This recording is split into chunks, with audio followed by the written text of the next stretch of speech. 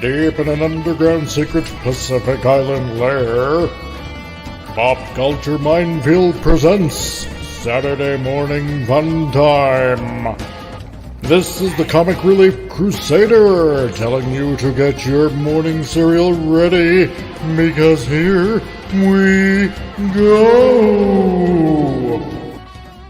There we go. Hi, everybody. Hope you're having a good Saturday. Happy Saturday, nerds. We had wanted to do Tom and I talked to Tom this morning, and he just trying to get back, and he couldn't get back in time. So I'm like, don't worry about it. We'll do something else. And wanted to do this scanners thing. So, and he may drop in. I don't know if he's able to get back in time. Also, Keith won't be here. He's out doing stuff with his dad today. And it is Dad Saturday. Also, I've been considering changing the name of the show today to Saturday Matinee Fun Time.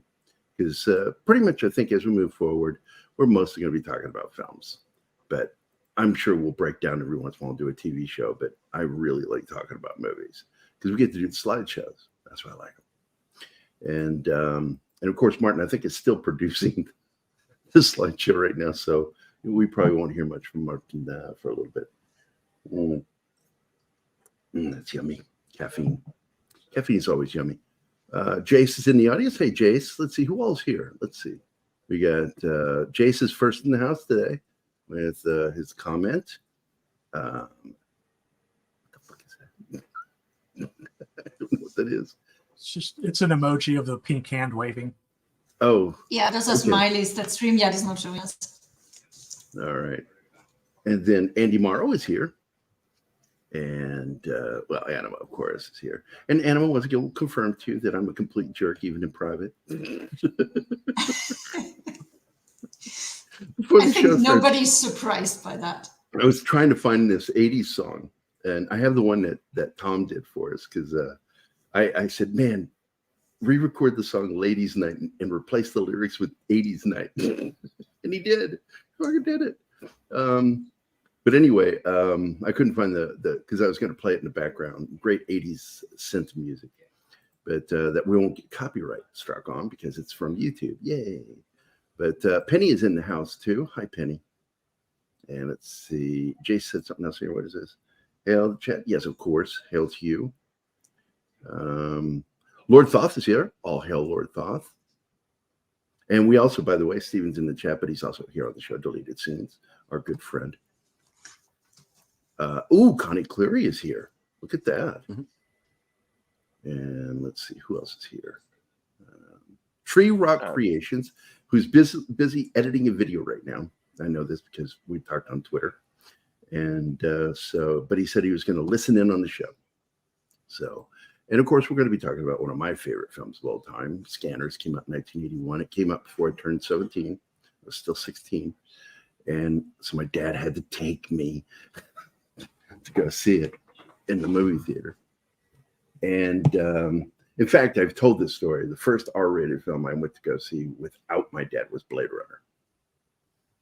And it was right after my 18th birthday. So let's see. What is this? All hell, yeah, of course, back to you, sir. And long time no see, y'all. Good to be here. Jace, if you want to jump on to talk about this movie, if you've seen the film, you're welcome to do it, my friend. I don't have his info, so if any of you can please send him the link. He should be. Isn't he in that group? I can't remember at the moment. I'm our old. PCM, where's it at? Saturday. I may have to go to. Yeah, I think I have to go to Pop Culture account. But I'm pretty sure he is in there. At least he was. Let's see. Let me get an invite. Invite to copy. Penny says, good morning to us. Yes, of course. Hello so you again, don't know what. Penny. So he was in the group. Let me find out what's going on. I'm going to specifically add him to the Saturday Morning Funtime group. Once it loads, what is going on? And by the way, still, on my personal account, I think it is still showing as Twitter and not. Yeah, look at this shit. Let me show my That screen. is so weird. I Show think my you're the screen. only person on the planet who has I that. have done clear, cache refresh, everything. Nothing works. And when I am on my personal account, I still get the little blue bird of Twitter. Quicks. It doesn't matter what I do. You do a clear refresh, and it still has it. I have no idea why. You're just weird, Gary. Has nothing to do with me personally. Oh, it's It's- everything to do with you. It's just weird. That is what a weird person would say. Oh yeah, claiming that it's somebody else's fault, that it's their personal fault when something doesn't work. Yeah, I agree. Oh, did I turn your words against you, Martin? Stop bullying the Fortunately, guy. I am not paying Jesus. attention. Oh, it's okay when he does it to me, but it's bullying when I do it back. Of course. That's the rules here. Shit on Gary all you want, but leave Pumatine in peace. All right, let me get back to it. Won't load. Okay, I had to close it and then start it back over again. There we go. All right. I'm just going to send it to him. Here we go. I think that's still his account. Control V. Send. All right. Now, refresh. And I'm going to look for the Saturday Morning Funtime group.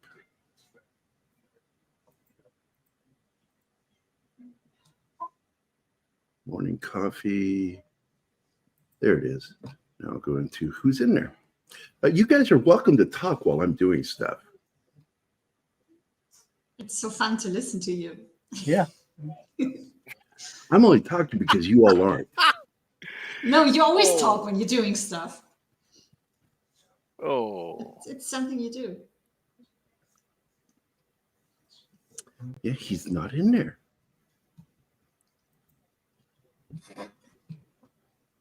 Add people? Maybe you took him out because he hasn't been coming on for a while. No, no. I have no idea why he wouldn't be on there. But I've added you back onto the group. I don't know why you wouldn't be on there. Hey, Scribelight and Chinatsky and Maria T with Telly. T and Telly. Nice crowd. 18 people. Scribe ladies here. Yeah, Scribe saw my post. I was talking about how, and I really would like to do a show talking about this, because, a couple of our friends said that people watch crap movies because they eventually will realize that it's bad. And I went, no, that's not true. I mean, it might be true for a handful, but there is a larger number of people out there that don't understand irony. So it's that group of people that watch bad TV and keep watching. Thinking that it's good. Yeah, they just don't know. They don't understand story structure, themes, premise, plot, all of that stuff. And they just keep Plot watching holes, stuff. inconsistencies. All they want is the entertainment. They're looking for just the constant entertainment and not anything of value.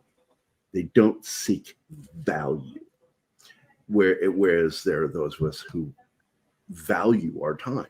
So therefore, when we take time out of our valuable day of doing other things, we decide to watch something else. We want it to be worth our while.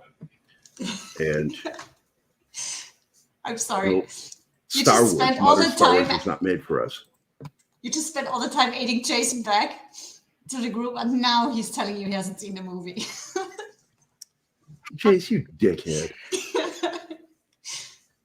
I love when somebody out I swear to God, Gary. I love Jace. I love Jace, but sometimes he can be a complete twat. It doesn't matter. I only saw half of the movie.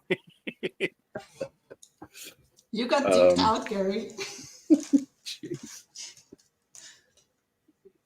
So, I mean, you can at least stop in and say hi. Is that today's Yeah, show? but- Today's?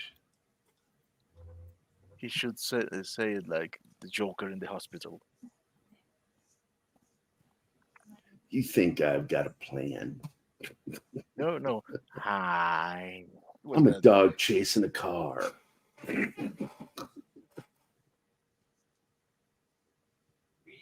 Which is not true, because he had a plan. Yeah, he was lying through his makeup. Absolutely lying. So, well, I will tell you something fun. I was going in and doing some edits on a song that I wrote and recorded. But when I got to the end of it, I realized the original drum rolls that I've recorded, I don't have enough. Because I feel like there are places where I need to do a different drum roll, as we move into or out of, from one measure to the next. And I'm like, crud. So I'm going to have to redo the drums on the song.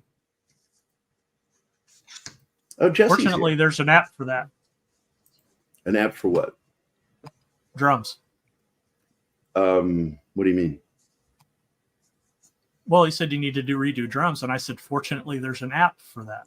Does it sound real though? Are they real drums? Because I like playing real drums. No, it's sit drums. But Well, thanks for your input, John. and you wonder why I'm quiet all the time. He makes such a big deal of having the real sound of the instruments. Why would he go for synthetic? No, drums? don't dig into John anymore. No, it's a lot of those things. They're analog Oh, apps. They actually have real drums recorded. And actually, I used to have a program when I wanted to, before I would go into the studio, I would be at my computer and I would lay down a basic drum track of what the beat I would want on something is. Then I'd start composing some of the music over it. And then I would go back later in the my home studio, and I would re-record the drums with the headset on so it would help me keep meter. I'm not one of those drummers who needs a metronome, but it helps. And I will absolutely use it if I can. Hey, I'm from Norway, haha. Yeah. Oh, wait, no. No, the show is called Swedish Dicks with Keanu Reeves. Did anybody ever watch that show? mm-mm. No, I have it on my list. That's why it got canceled. Nobody watched it. I think it was one of the only people to watch it. Swedish Dicks. Keanu Reeves was, I think he was the main villain in it. And I it didn't was know a good Keanu show. was on there. What? I didn't know Keanu was in there Yeah. because You only see him, I think, in 2 or 3 episodes. Hold on, let me look that show up again. Because I forget the Stormare. That's it. It just popped into my head. Peter Stormare is one of the main characters.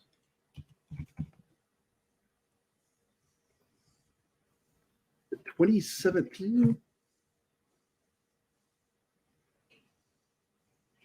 2016. But it ran through 18. So it got 2 seasons. Swedish Dicks. Let me pop up on screen here. Your screen. Sounds like an adult film title. I know. Absolutely, Totally. yeah. This is it right here. Swedish Dicks. It stars Peter Stormare, and Keanu Reeves is in it. And there he is. He plays Tex. He's in all 13 episodes. I have to go back and watch it. Or 13, the first season. Tracy Lords is in it. That's Walter Koenig's daughter, by the way. Stephanie Koenig. oh, I thought there was somebody else of merit, and I'm just not seeing it. I could have sworn I remember somebody else in it. It's a funny show. It's weird. well, with that name and premise, it should be. But absolutely, I enjoyed it. But if Does more that mean I people have watch to add it, another one to the list? Because that list is getting ridiculous. now I'll never share that show with you because I just don't see you enjoying that show. Oh, okay. Because currently we are simultaneously watching 9 shows. It's ridiculous. More like 200, because just as soon as I show you a show, I go, "Oh, this reminds me of this other show." Yeah. Welcome to my life, guys. Oh, you did watch it. Okay, you liked the show there. So I guess Jace was the only other person that watched. Probably. So anyway, so I'm looking at either, because if I can find a program like the one I had previously, I can actually write, because I know how to write drum notes. So I can write out the drums and do the drums that way on here, and it'll still be real. But I prefer using my drums. So I actually have, and I've showed it to Anima, I have 2 folders on my hard drive. It's close to about 20 gigs of just my drums doing different things. And so I'll eventually finish the song. Eventually. So. Or you There can you pull on George R. Martin and never end it. What's that? Or you can pull out a George R. Martin and never finish the song. Sometimes I feel like him, because like Vindicated, it's taken me forever to get back to and fix. That is true. I mean, I've been working on that for 10 years. Man, you owe to the world publishing that thing. Yeah, I agree. If Martin doesn't finish the books, then I'll learn necromancy and dig his ass up and force him to finish the book. I'll join you with that. I'm absolutely in with that. Do you the remember? Man. Do you remember when he posted that picture that he was watching this show on TV, that he really liked this show? I can't remember what the hell it was. It was a fantasy show or a sci-fi show that he's big. It might have been The Expanse. And he posted pictures wearing the hat and, big supporter of The Expanse. I said, that's great. Stop watching TV. Finish the book. And I tagged him in it. Right? Stop watching TV. Finish the goddamn book. I like the plan with the necromancy. But Yeah, John needs Jason has somebody a to help suggestion. him, because when John casts a spell, there's a 50% chance that he misses. So you have faith in John, is what you're saying. We're not on Friday or Wednesday, so none I of forgot that. the bullying is for Wednesday and Friday. Okay, I'll try to keep that in mind. Oh man, no. I can't with this. These two are becoming too good snipers. So I guess I can, let's see, how big is that file? It might allow us to upload it. I'm trying to upload the song right now. I don't think you're wrong. No. Go on the writer's strike years before that happened. That's true. He's been on strike for over a decade. He's on permanent strike because Hollywood finished finally. He still is. He's still on strike from the 2008 strike. All right. Was it 2008? Strike every 3 years. Oh. So here we go, guys. I'm going to go ahead and play the song. Okay. But I've got to go back in and fix the drums because I'm not happy with the drums. So what do you guys think? I hear what you're Works for saying me. about the drums, though. Well, yeah, because the drums are they're my drums. That's a Ludwig wood snare, and but I feel like I need to change up the drum roll intros and outros. So I'm just gonna eventually fix it, and hopefully soon. I've already looked into renting some time in a recording studio that I've worked at before. Because Play Studios here in Springfield is a really good studio. What's that, Martin? Very beautiful song. Very beautiful. I really liked it. And that's a real baby grand piano too, by the way. And by now, some Jerry Kusal in whatever part of the world is claiming the stream. It's usually from either deepest, darkest Congo or South America, where people claim my music. And I'm like, what are you doing? This is my music. More cowbell. Of course. And that's the other thing on the chorus. I need to put a ride in there. And the ride that's recorded didn't sound right.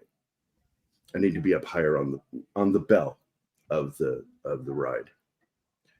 be interested to hear the track without drums. I could do that.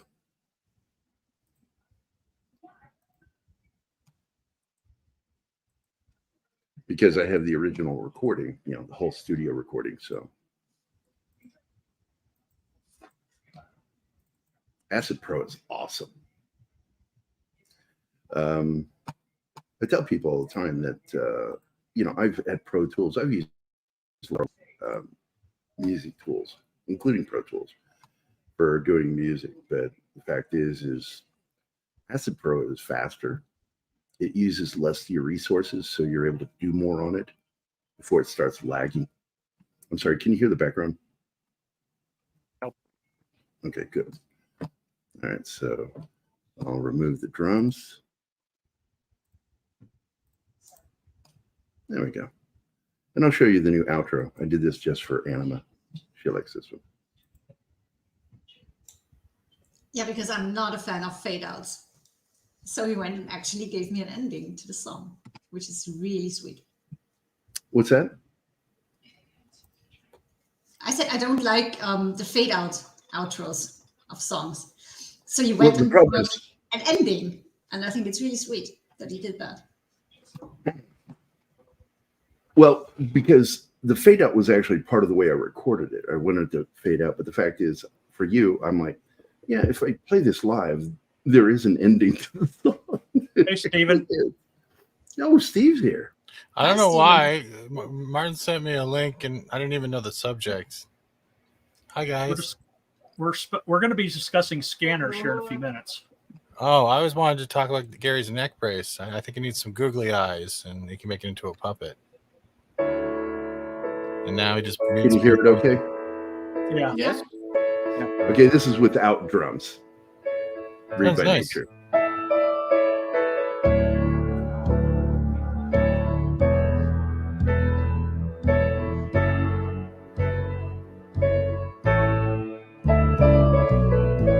I sleep and dream at night. I dream and sleep and die. Still wake up alone.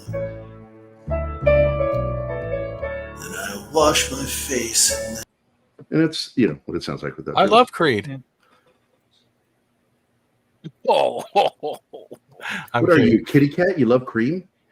Creed. Never mind, Gary. It's like Here we go. This is how it ends now.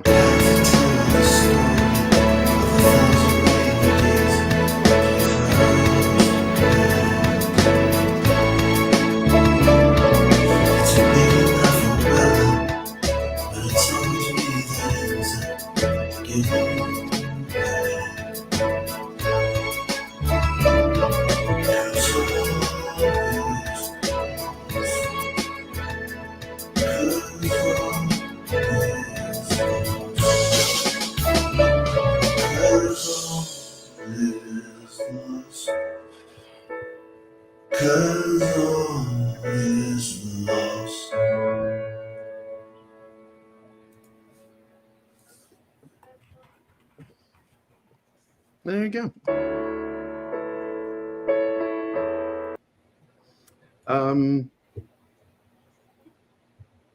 If something sounds discordant, I can't help you.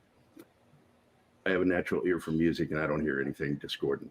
It might be something going through the internet, web Or StreamYards, yeah.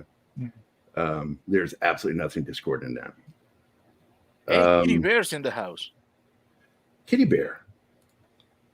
No, only the outro vocals are. The main vocals aren't.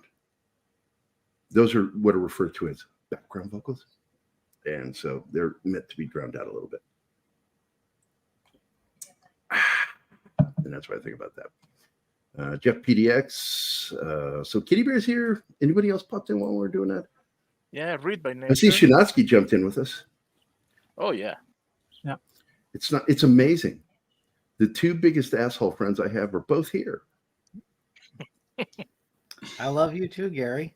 Assholes are like magnets. Wait a They minute. attract each Let's other. see if the other one knows who I'm talking about. Hold on. Let's see if the other one knows who I'm referring to.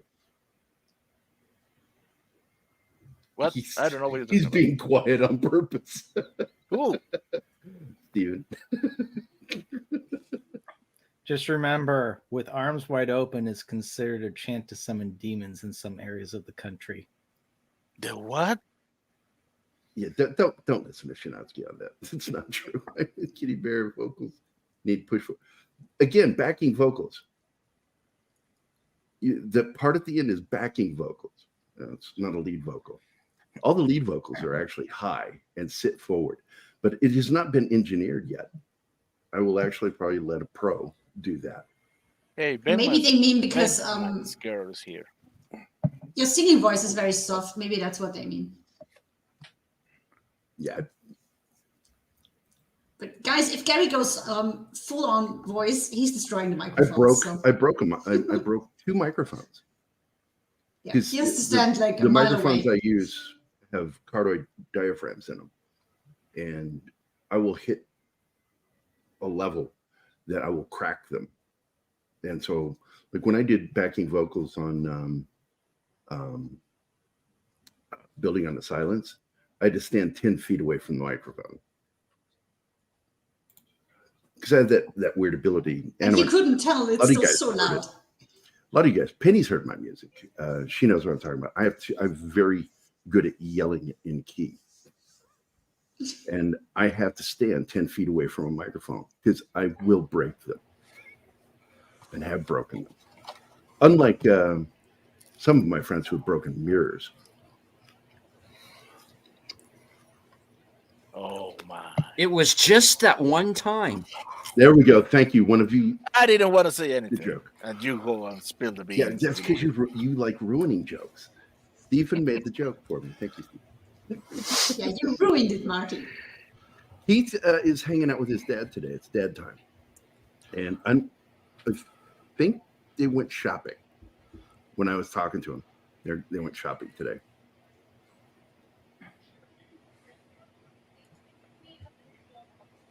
Well, Kitty Bear, sounds like you need to get your hearing checked.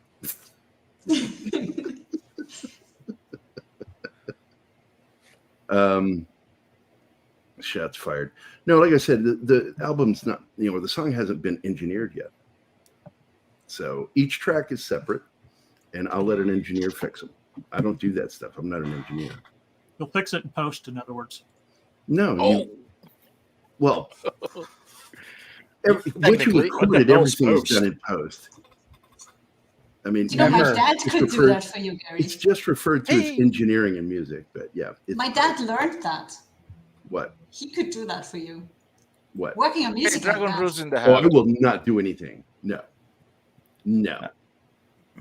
I want zero relationship with your dad. Yeah. I would never ask him. Yeah, I would never know. I have to be cool with people for me to work with them. Remember, Gary is Kirk, not Scotty. So this movie that we're watching today is fucking amazing. I saw it when I was 16, and it had a huge impact on me, like Blade Runner would later. And it is one of the few filmmakers that we have today from Canada. And it's David Cronenberg. David Cronenberg was a Canadian filmmaker, and the entire film is shot in Montreal. And that's why in like the mall scene at the opening, all the stores are in French. The names. Les Books. I didn't catch that because I never pay attention to stores' names, because even in US movies, I don't know half of them. So I look at everything. Don't they say in the movie where it's taking place, like they're not trying to hide it like most movies shot in Canada do? I don't know, but I think it's pretty obvious that it's in Canada. And not all movies hide the location of Canada. Vancouver's used quite a bit, so is Toronto. Amazing amount, especially for sci-fi. And they can't hide it when they have to show the locations in the credits. So that kind of defeats the whole argument right there. Almost the entirety of X-Files was shot in Canada. Oh yeah, it was. Yeah. Resident Evil was shot there. Though that weird building that has the saucer in the middle is actually Toronto City Hall. where they did the wall scene. That actually is where the Courier hangout I used to hang out is. They have a Courier bar there. That was all just one little side street in between Yonge Street and Bay. That's cool. Yeah. Just simply put, a lot of stuff is shot in Canada. I think that Canada is some really good filmmakers and actors. Some of our favorite actors, when you look back, are Canadian. Ryan Reynolds, 1. 2, William Shatner. Alan Thicke. Who? What? Alan Thicke. You can consider him. Alan Thicke. Yeah, I miss him. Another thing is, if you guys remember the opening scene for Resident Evil, when they're going across that bridge, you see all the trucks. Mm-hmm. That's actually Broadview Bridge. Yeah. Well, yeah. I didn't know that. Yeah. Really? Yeah, it was part of my region because I covered, what was it? I think from Broadview to Dufferin, Eglinton to the Lakeshore. That was my whole area of the downtown Toronto core. Not as a hooker. I mean, as a bike messenger before you make a hooker joke. I'm not. No, I was laughing because Kitty Bear said this. I do not need my hearing check. Okay. I was just teasing you, Kitty Bear. Like I said, when the engineer gets a hold of it, it'll fix all that stuff. I don't do that. Thank God for autotune. I would never use that. I hate autotune, man. What it does, it makes sucks. Voices sound fake. It's just not right. It's just weird. And why people think it's good, it's just like, I can hear it when it's being used. Because what ends up happening is it's normal for your voice to do this a little bit when you're singing, okay? And what autotune does is it finds that where you do that, and then it makes it flat and level at one specific note. And you can hear it when it does it. It's so lazy to use stuff like that. The funny part of it, right? You know where they found autotune? Where is it coming from? Canada. No. It was a guy who was using, was it psionic waves or something like that, to search for oil at the bottom of the sea. He discovered that the program that they had developed to look for it could also do stuff to voices. That's wild. Really? Yeah, it was. I forget the exact specifics of it, but it was basically something that was to help search for oil, and then just was found for another use. Damn, I had no idea. That's really cool. Once again, thank you, science. But use the voice. What's this? What is this about? Use the voice, risk the injury. Oh, when you're talking about range. Okay. I think people need to be careful when they're singing and only work in ranges. Like what I was always taught is to sing with your speaking voice. Don't try to sing in different ranges, because that's where you stop using the proper tools in singing and you begin to use your throat, which will hurt your voice. Always warm up. Never skip the warm up. Remember what happened to Adele? Because she did that and she almost lost the ability to sing. Oh yeah, she tore her throat, right? She tore her throat, and they went in and did surgery, and there was no guarantee she'd be able to sing afterward, but she could. Yeah, you can develop blisters on your vocal cords. She had to change how she sings, and now she sings properly. John Lennon would lose his voice after every live show, because he sang from here. Yeah, that's not healthy. It would kill his you voice. got diaphragm, right? You gotta, basically. Yeah, I was trying to avoid that word because we have a lot of filthy assholes watch the show. Says the biggest asshole of all of them. I know. You need Corn Pop was a bad dude. Diaphragm was a bad dude. That diaphragm was a bad, dirty old dude. Always up in women's business. What do you mean I fell up the stairs? I don't remember falling up the stairs. Did I fall up the stairs? I thought I was walking backwards. Could you imagine if Joe Biden learned how to moonwalk? Can you imagine if Joe Biden learned how to walk and ride a bike? Julie Andrews. He's too old for that. Hold on. Julie Andrews. God damn it. Do it again, Martin.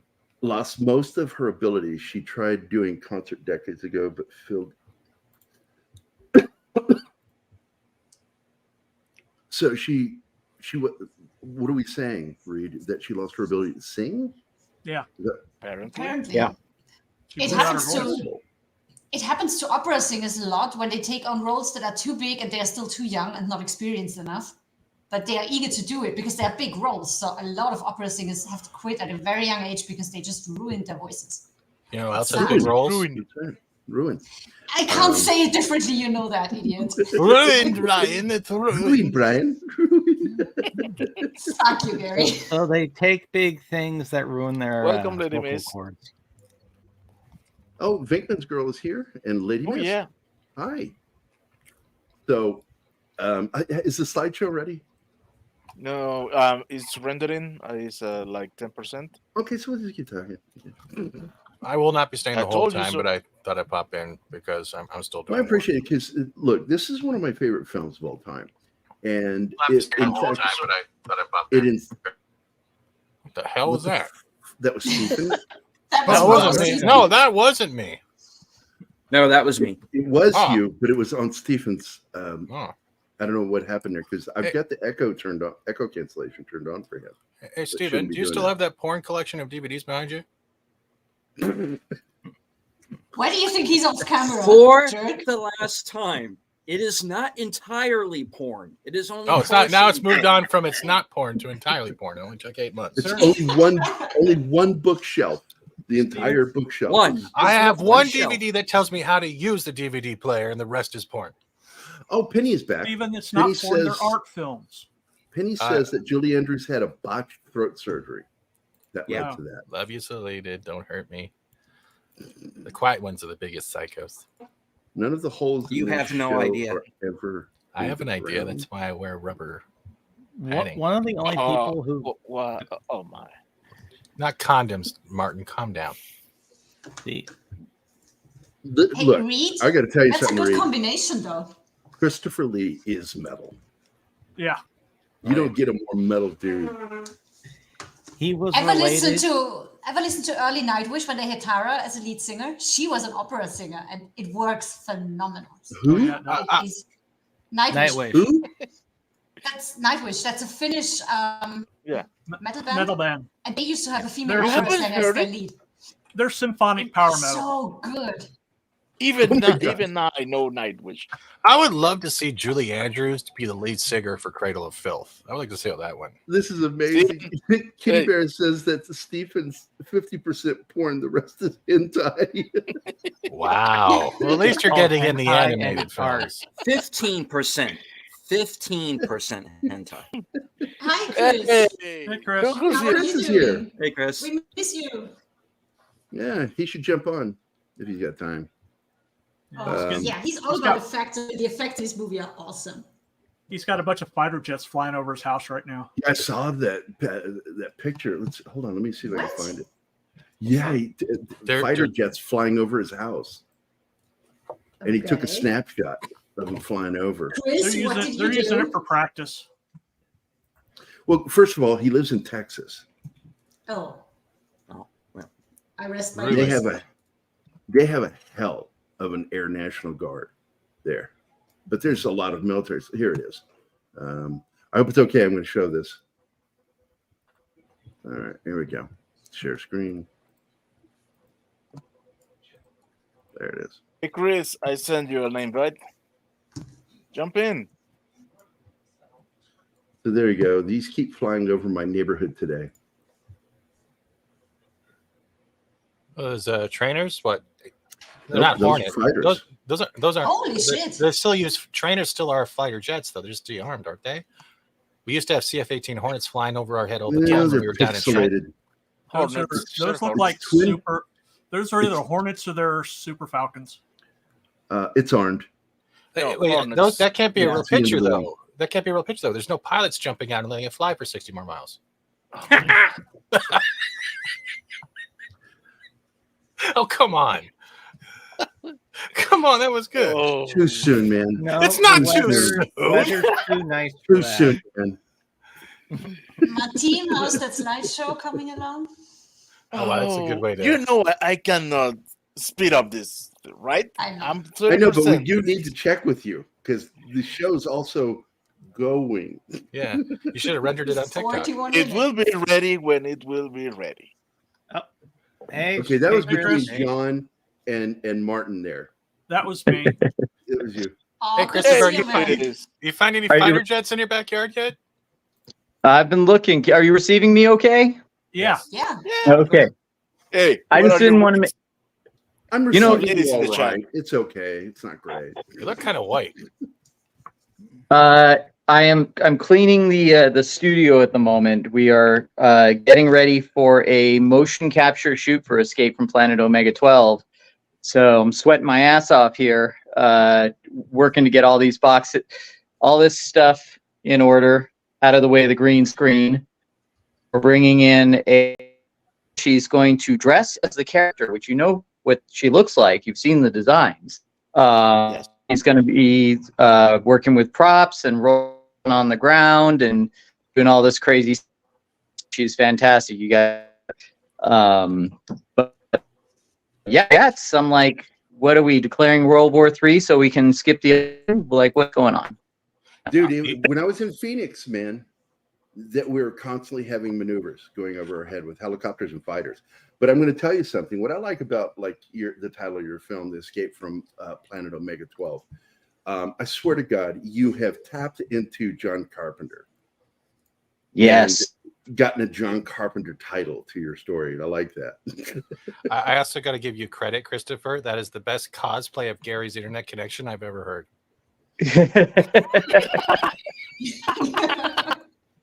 See, now Kitty Bear.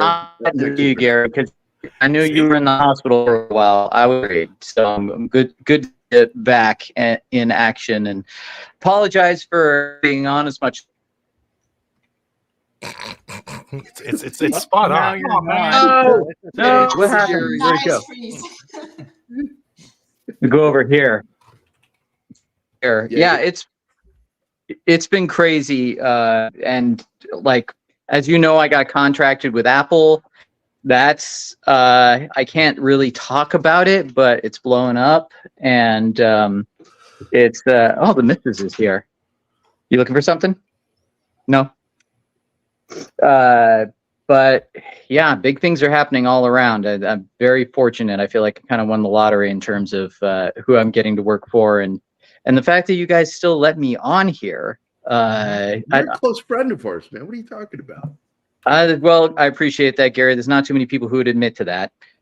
Okay, we don't admit he's our friend. We're all good. It's good. Yeah, Gary It's took the blame. scary. It's scary. He can't be 40%. picky with friends.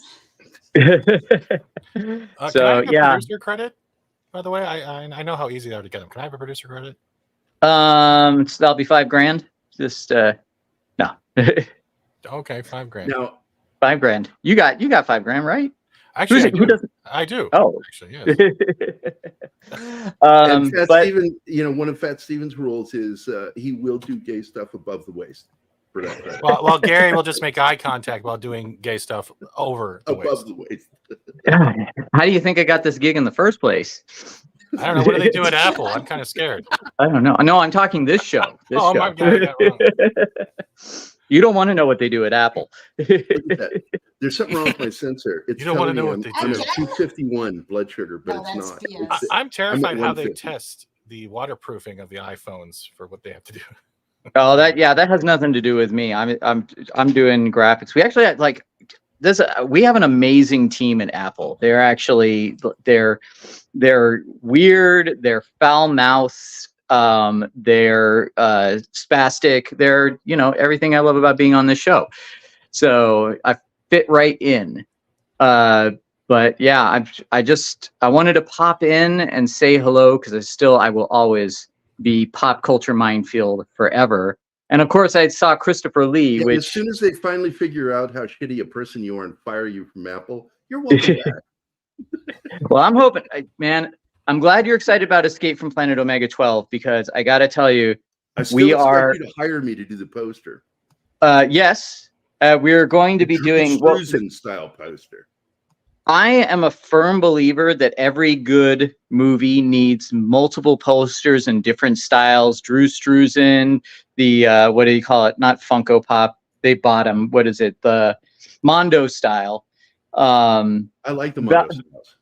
Val Merrick did a poster. I've already done a poster. I'm wondering how this is going to be received, because it's, you know, it's everything that we love. It's in the tradition of, you know, Ray Harryhausen, Forbidden Planet, Green Slime, a little bit of Barbarella, even though I don't like Barbarella. I kind of like what Barbarella could. What else?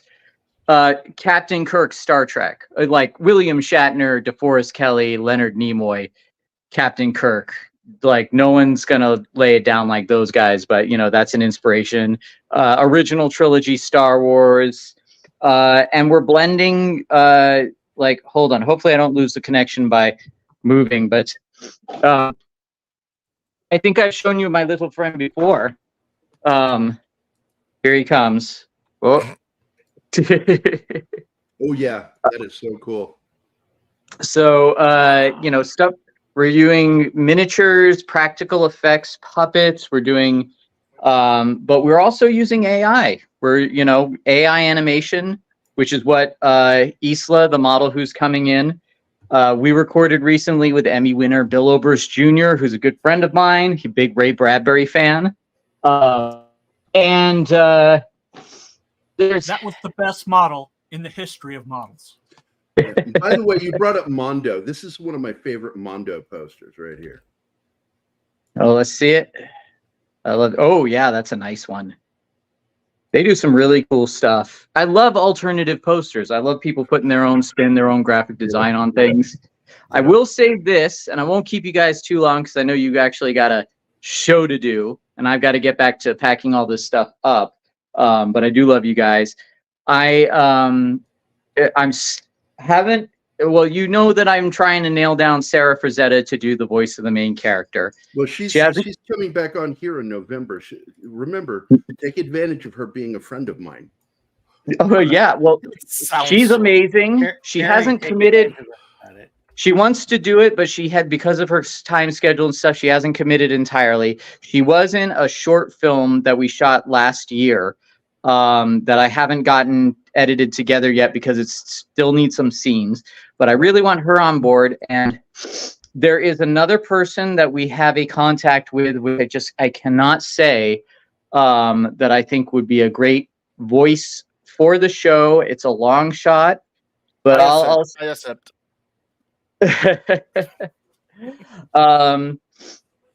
Man, you know, it's too bad that you guys aren't here, because I could actually put you in front of the green screen and kill you as crew members that die in the battle. But anyway, that would be fun. Yeah. How can I say this without like giving away something that I just couldn't announce? I'll say this: if we get this particular voice actor, we will be picking up all the goodwill that Disney Star Wars put down in a nasty way. It's a long shot, but that's all I'm going to say.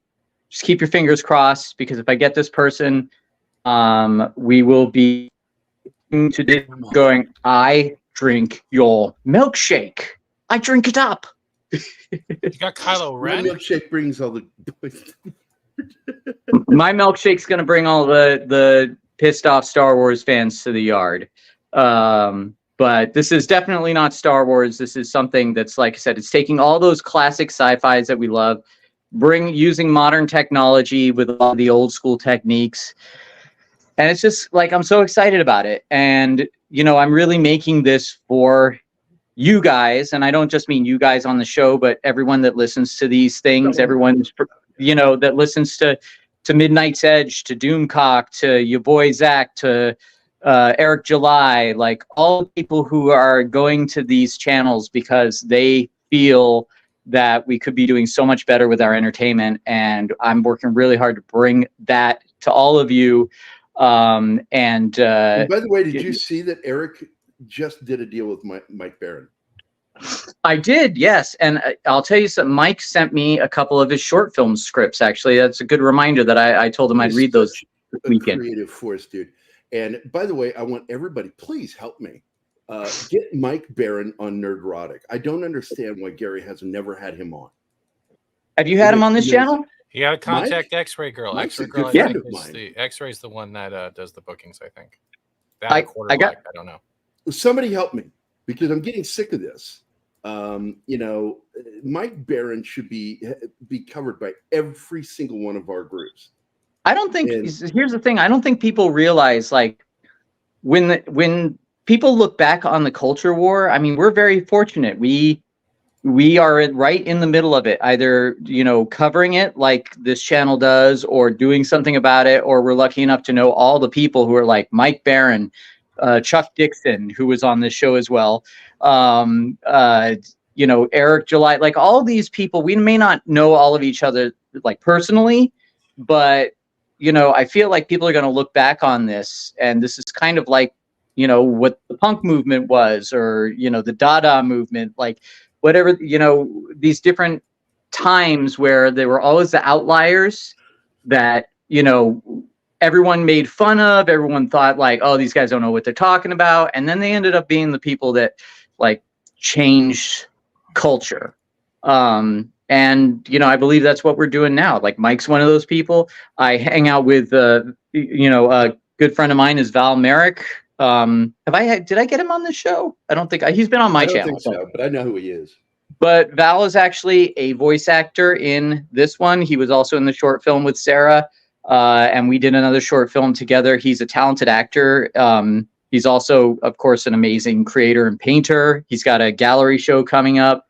Everyone knows he co-created Howard the Duck. Like, it's just like, I think you did have him on.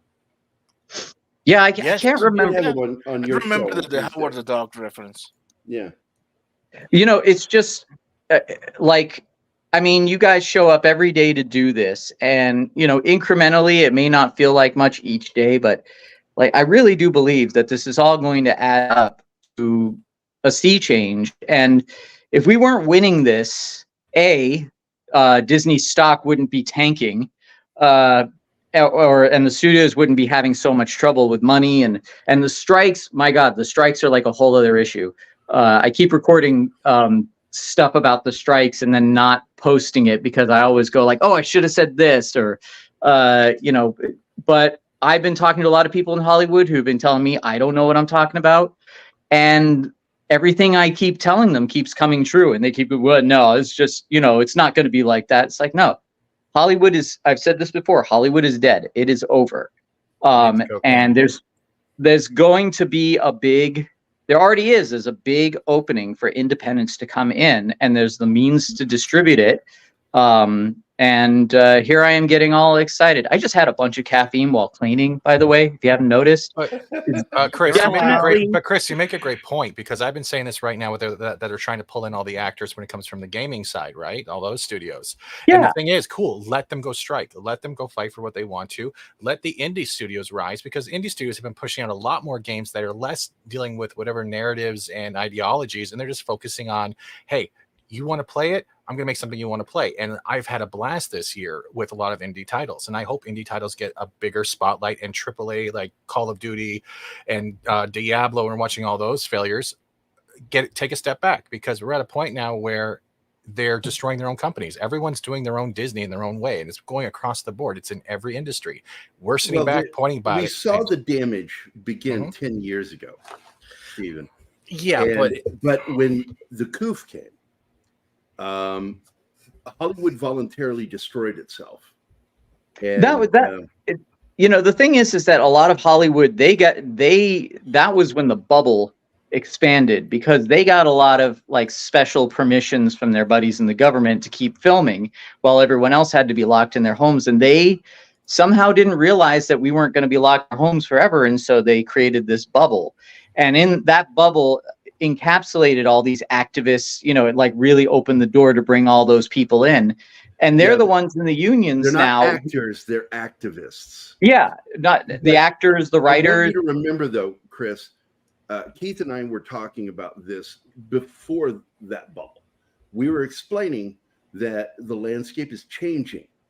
Oh, I remember. Yeah, when Disney started moving towards beginning its own online presence for web, getting their own web presence for their channel, Disney Plus, all that shit.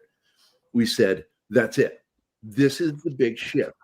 And when Hollywood did what it did, what I wanted to point out is they sealed their own fate during those 2 years. You understand that. The minute they I predicted Disney Plus was going to fail before it even went live. Yeah. Well, they were in trouble right off the bat. When you look at the single best right now, the single best web network studio is the company you're working for. Apple Plus is the best for production. They have the best production values. They put up the best material. I'm not saying everything is great, but I would tell you that I would say close to 90% of what they put out is above everybody else for quality. I don't even have an Apple subscription. It's funny.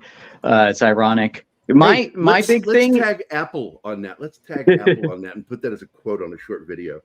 It's funny. Like, technically, I don't work for Apple. I'm contracted with Apple. It's a very important distinction that they keep making. But the thing that I see is that is going to be. This worries me if they're making a distinction with you. It's a long. It's a long story. Is anyone else here a 6 foot hole? Keep getting bigger and deeper right now. I can't hear it right now. It's like that shovel's on full speed ahead. Well, I want to speak to Fat Steven's point, though. Just kind of going back a little bit, like, I see one of the successful streaming companies being Tubi, because they can take on a lot of independent content and they can do advertising. And a lot of people complain about the advertising, but honestly, if you want that original content, it's the price, and you want it for free. That's the price you're going to have to pay. Is the advertising. Pluto's another one, and it's great because I can use Pluto and a VPN and access other U.S. properties that aren't like for Pluto's in other countries. And we're not seeing how Netflix used to be. Oh, we're going to crack down on VPNs like that. So when I go to sleep, when I turn something on, it's usually something from Pluto. And during the day, I either have F movies or I'm watching like 9 anime. So streaming services are there, but I just don't have to spend money. That's the thing, though. And not only that, by but the way, again, the slideshow has started. The same thing is. Does that mean we're over? Is it done? No, we need to start talking about the movie. All right, then I got to get going, guys. Thank you for having me, Chris. Nice to see you, Gary. Thanks a lot, buddy.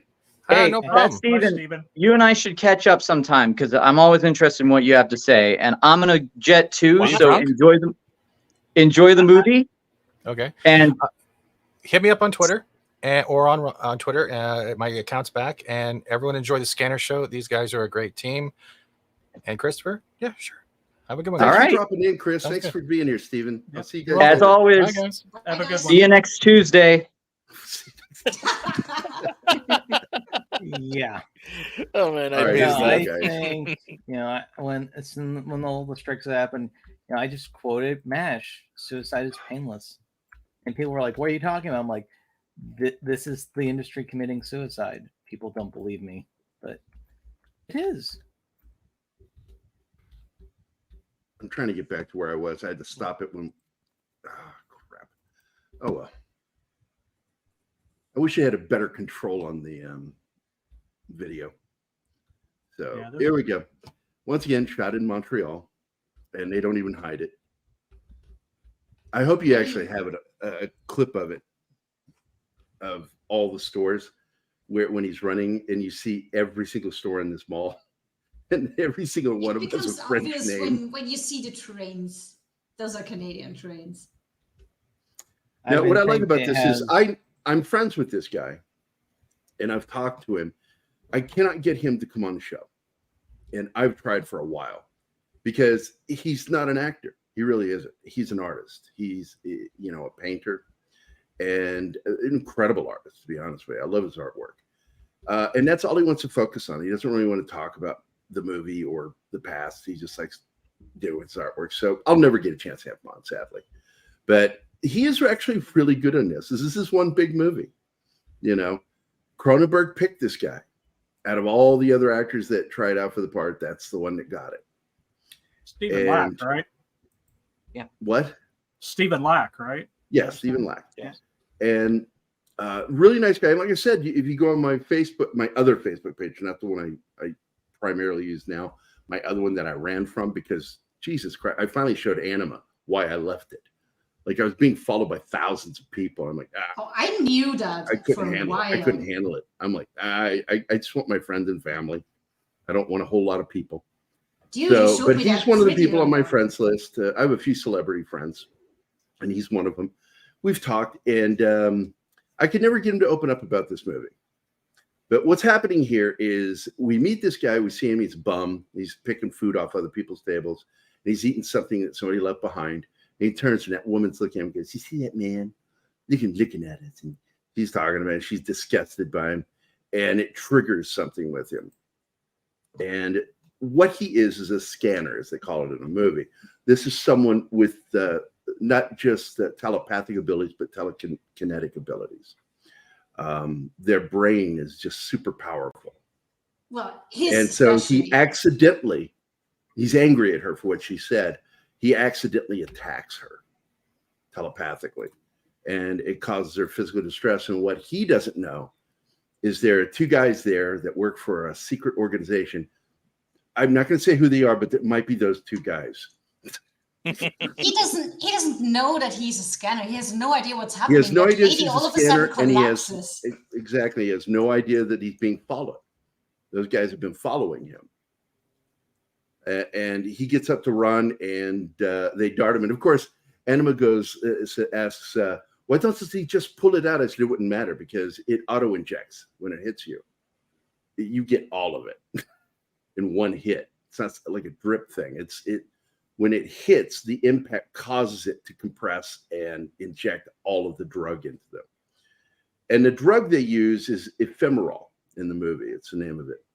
I don't know. That might actually be a real thing that just accidentally exists. They knock him out on the escalator. But like I said, here you can see there was a shot there where you can see all the stores and everything is la or le. Now he's in a hospital and he's all tied up. Please don't try to speak French. And bon, voici dans ce parfumage, c'était horrible. And my brain just died. And it's real French. It was real French. No, so there is the amazing Patrick McGowan. Remember, he's a person, not a number. Yes, please. Man, this character, his portrayal was absolutely fantastic. Yes. And he plays Dr. Paul Ruth. And all the names are interesting in this film. You have Dr. Paul Ruth, the hero, the protagonist's name is Cameron Vale. That's the greatest name in the whole movie. And Michael Ironside, this is his first big movie. And he plays Daryl Revick. Cameron Vale sounds like a good guy. Daryl Revick sounds like a bad guy. Whereas the name Dr. Paul Ruth is very neutral. So you don't know, and you're not supposed to know if he's a good guy or a bad guy.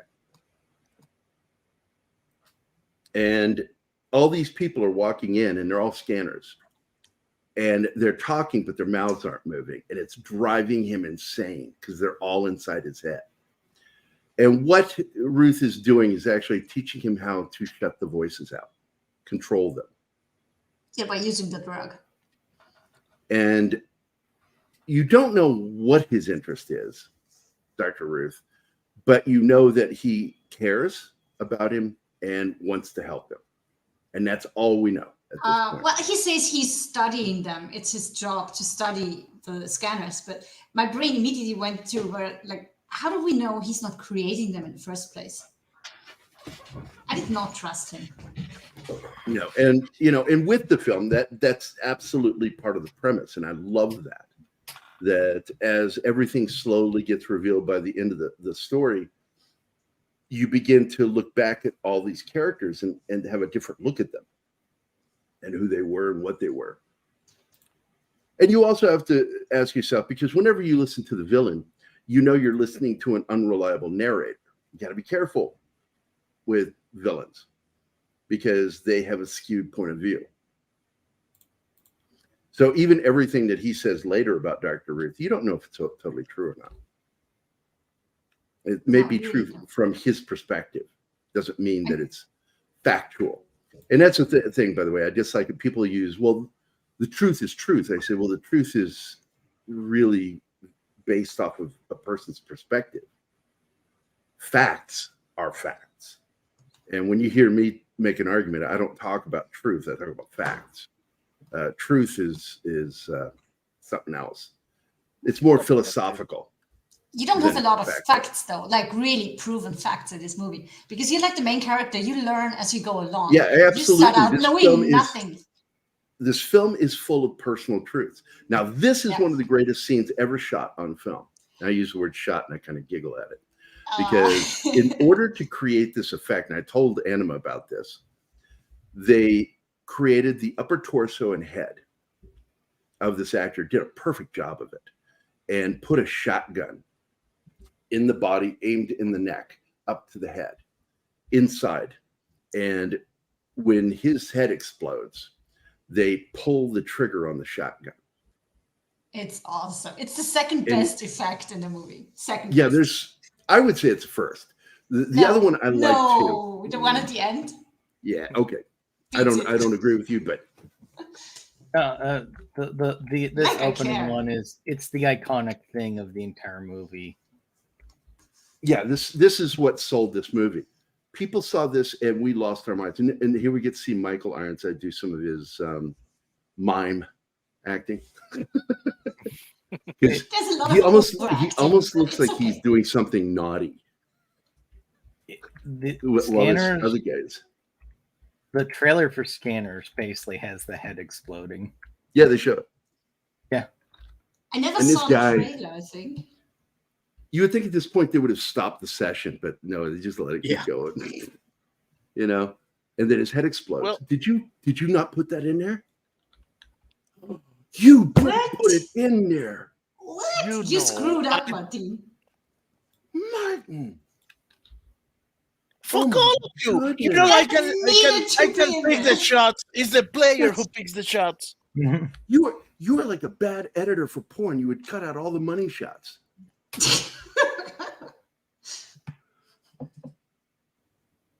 So I just have to tell people his head explodes. You gotta believe me. It's true. It's true. It really happened. Now, this is a really clever scene because they've got him and they're going to inject him with the ephemeral, but he controls the doctor and he injects himself with the ephemeral, which we don't get to Which see. the other guy doesn't pick up. Yep. Nobody seems to notice that he injected his own hand. And it leads to the murder scene. This is kind of a cool scene. How Anima many liked people it. die in this movie? Do we have a number? I didn't count. Just enough to make it cool. Almost everybody. So they're trying to take him to the facility. Trying to take him to the facility, and they don't know he's not actually drugged up and he's fully powered. And he's the Energizer Bunny about to do some damage. So he causes this car to go wreck and kill those two guys. And the other two guys in their car jump out to help him. And he takes control of the guy with the gun, causes him to kill the other two guys, and then makes him shoot himself. There's 8 kills in this On movie. camera? Yep. No, Only 8? No, it is way more. no, I went to kill count. no. Oh, there's way There more must, than that. there must be more. 'Cause that's car 5 chase right there. alone is, No, yeah. That's At 5 this right point, here. Yeah. At And then this the car point, chase at the laboratory. when the car chase scene ends, it amounts to 6. Well, I found another one that says 15. So Yeah, because the guy he killed blew his head up. That's a total of 6. We got 6 right now. That's right, already. And this movie made Michael Ironside a star because he went from this straight to V. If you guys remember the series V. And tell me if I'm Yes. right or wrong. Is that not the same facility used as the apartment complex in Shrivers or Parasite? Probably. I mean, you Looks got like it. okay at film one place. easy to get back in, unless you like make a mess. Just take a look at this and tell me if it does not look like the same place, because that looks like the same building that was the apartment complex. Anything? Anybody? No, I don't know. Seen it? You know what this movie is missing that Shivers has? Santa Claus getting gunned down in the middle of a mall.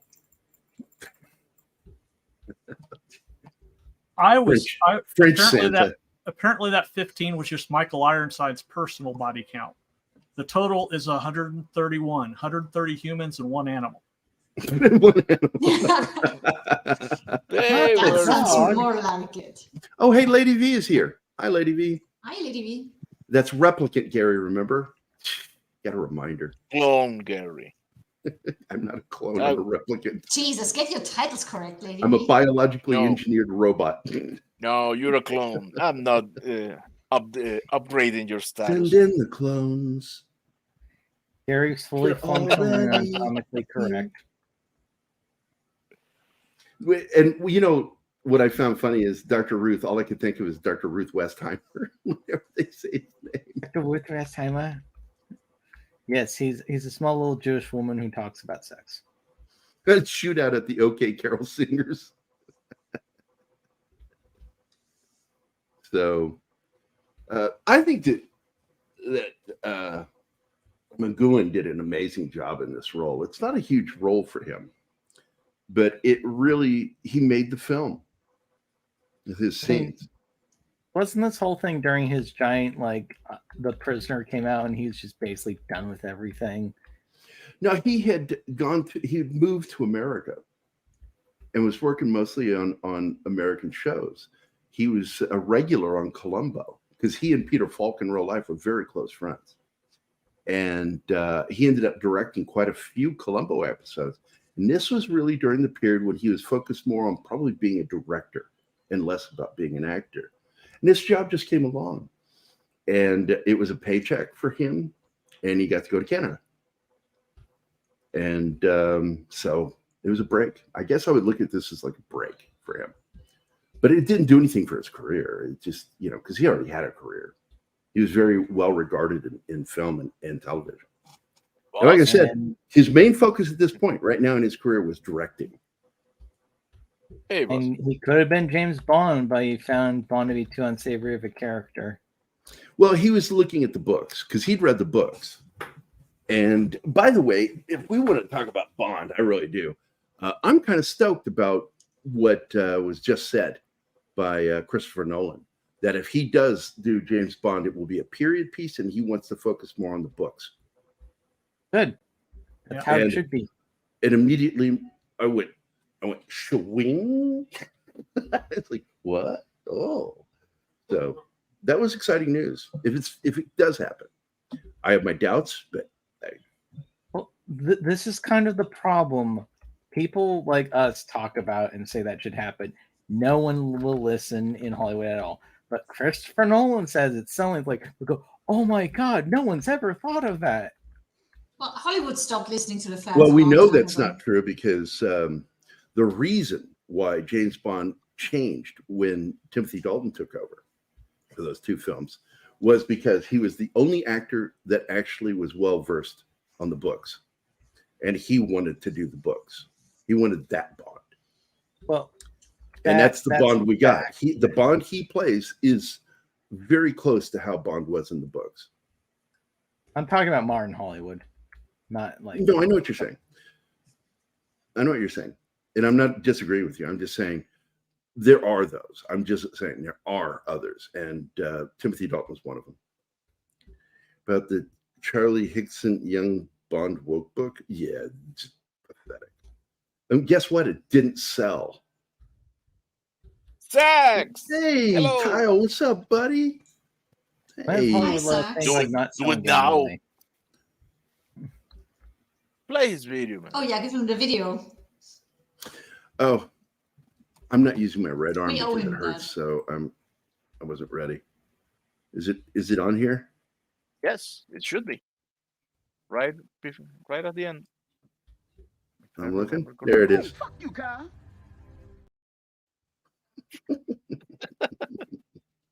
You need to get the Carmen one where he's teaching his little kid to go, "Fuck you, Uncle Kyle." Kyle's mama's bitch is big, fat bitch is biggest bitch in the whole world. There what? Oh, come on. You don't know that song? No. Well, Kyle's mom's a bitch. She's a big, fat bitch. She's biggest bitch in the whole wide world. Kyle, it's Cartman from South Park. No, I don't watch South Park. What? I don't watch South Park. Oh. Uh-oh. Hold on, guys. I'm sorry. We got it. What is wrong with you? That's okay, Martin. I don't watch it either. Shit. Don't be. You have to. And the one you watched, you loved. Yeah, you make me watch it sometimes. I mean, Sometimes it's kind of funny. I always pick which one I'm going to show you because I like pulling the ones that are the smarter ones, the ones that you have to really think about. Hey, and I never by the end of that episode, you were like, okay, that was really good. I went, I know, because they're really good writers when they put effort in. Sometimes. But I didn't say I didn't like it. I didn't say, I just say I haven't seen it. Goodness gracious me. Look, man, you cannot be a part of this fucking channel. I don't want people knowing this. This is private, right? Nobody's watching this right now, right? No, you're an anti-South Park. We're playing. You need to start watching the show, senor. Only if I get a good couch in rich Corinthian leather. Now this is okay. That sounds much. So this is really interesting because Anna and I both caught that there's something interesting about Drevik's bullet hole or drill hole in his forehead. Yeah. That kind of moves. It drove me crazy. I kept going because like right now, every shot it's in it is right place. here. But that's not where he drilled. He drilled up here. And then sometimes it's right here. It's like it shifts. These three spots. It's either here, here, or here. Oh, and what it's supposedly drilled into, because they don't really explain it, is pineal gland, which, a lot of out fringe pseudoscience people believe that the pineal gland is the connection to psychic ability and all that shit. But I think the best use of the pineal gland was actually H.P. Lovecraft's From Beyond. Anybody else watch that movie? Not I'm yet. not It's sure. been a while, but I've seen it. That's a classic, dude. If it's an H.P. Lovecraft, chances are I've seen it, but I'm not recalling it off the top of my head. It had some great cheesy horror in it, but more importantly than anything, it's got Jeffrey Combs in it as the hero. He's in a lot of Lovecraftian movies. Yeah. And that's why because I'm a big fan. I've always been a big fan of Jeffrey Combs since the Reanimator. I just fucking love that guy. And but anyway, the pineal gland is what they reference it. That's why what he was trying to do. He's trying to drill through to the pineal gland because he was trying to turn off the voices in his head. Oh, more of the voices. He says that he can feel the complete sensation of whole bodies. Yeah, because the human body is nothing but a series of neural pathways, and that's what scanners are connected to, is neural pathways, which is what leads to a great revelation in the film, is that all a computer is a neural pathway. So a scanner should be able to hack a computer, and that he does. And it's one of the cooler moments. I don't think it was a telephone. He did the best he could in 1981 for trying to convey what was happening. But there is one visual effect during that scanning that I thought worked, and it should have been the one that they stuck with, where it looks like you're moving through a lit hallway, almost like the Doctor Who tunnel type thing.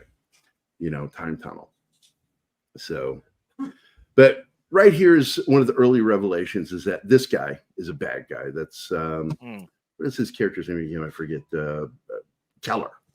Reddick or something like that. No, Braden Keller, and He's he the one works trying- with Dr. Ruth, but he is actually one of the main bad guys in this. Yeah, I he thought was he was right- like he the was security. He's like the security chief guy. He's in charge of security. That's exactly what he is. Yeah. He's in charge of security. This guy's a yoga dude, and he's like in control of his body, and he's a subject, and he's going to play ping pong with him mentally. And I like this thinks scene.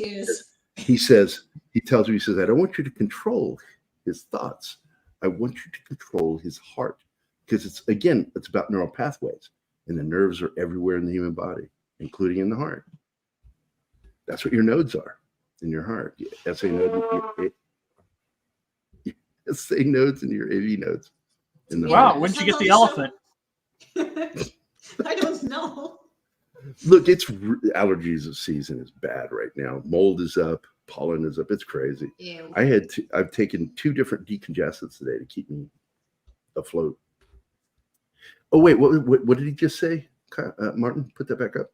It annoys me on an extra level because I remember Hickson when he was part of the Fast Show, a sketch show I loved watching as a kid. Hate it when comedians go off reservation. No, I get what he said. Yeah, I get that. So he gets in there and he starts manipulating this dude's heart. Combs also does the interconnecting sections of the Necronomicon. Yes, and by the way, when he did that, they made him look like Bruce Campbell. And I thought that was odd. They were trying to make him look like supposedly H.P. Lovecraft. But the fact is, go back and watch it and tell me he doesn't look like his makeup makes him look like Bruce Campbell. Because I think it does. So anyway, he's really getting in there in his heart, and he's messing with it, getting it go faster. Yeah, funny thing To the is, point he tells him where to accelerate his heart, but don't worry, he's going to stop it if it gets too fast. And he's egging him on faster. He's got faster, no faster. control. He's got no control. He can't stop him. At this point, the doctor is afraid that he's going to kill him, and he's about to eject him with the ephemeral, and then he just lets go and grabs the hand with the syringe in it, going, "I got this." I like that scene, showing that he's learned control already. Yeah, and He also was the yoga testing dude his thinks limits. he's above him, and he is not, because he has like superpowers.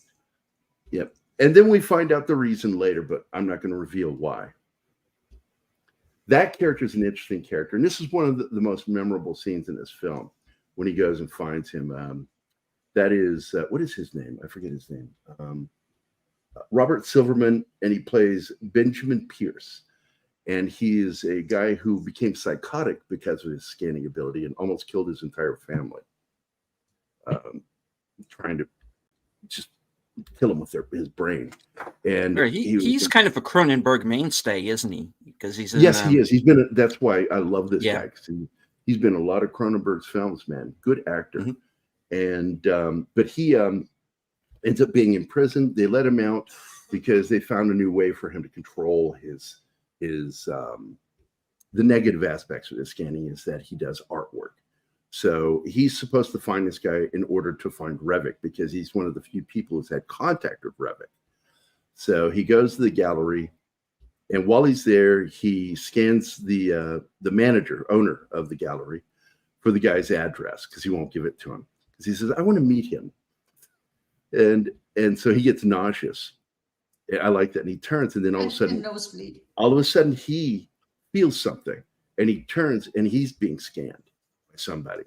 And he looks, and there she is. That is Jennifer O'Neill, gorgeous Canadian actor, really good actor. And she's scanning the shit out of him. Like, oh yeah. Who are you and why are you here? He only catches a glimpse of her though, because when he looks back, she's gone. Yeah, she's already gone. He's bleeding. But he has to know. And he's like, he "What the has to fuck scan. just happened?" No, he has to know. He's never had that happen. No, he's never had that happen. Yeah, he's learning. At this point, he's never been scanned. Now he's been scanned, and I don't think he liked it. Now he knows the other side of that. And this is the other thing. I said it while you watch the film. The thing that always sucks about this is they are telekinetic, telepathic. They are not psychic. Otherwise, they would have been prepared for what's coming. But they couldn't be prepared because it's different. It's not psychic. And so he goes to this gallery, and I remember the scene, that giant head. And I love the imagery of a guy who is driven psychotic by his powers, finds solitude inside of a gigantic sculpted head. I love that visual. But this is one of my favorite scenes in the film, and it becomes one of it's very violent, but it's not gory violent. No, not a lot of blood. Not yet. So they here they can't come. read. They can't read people's minds, but they can tell when they lie, and I like that. This is the hit team, and they're coming there to kill whoever's in that barn in the gallery. Oh no, they come after him specifically. That's what I got from that.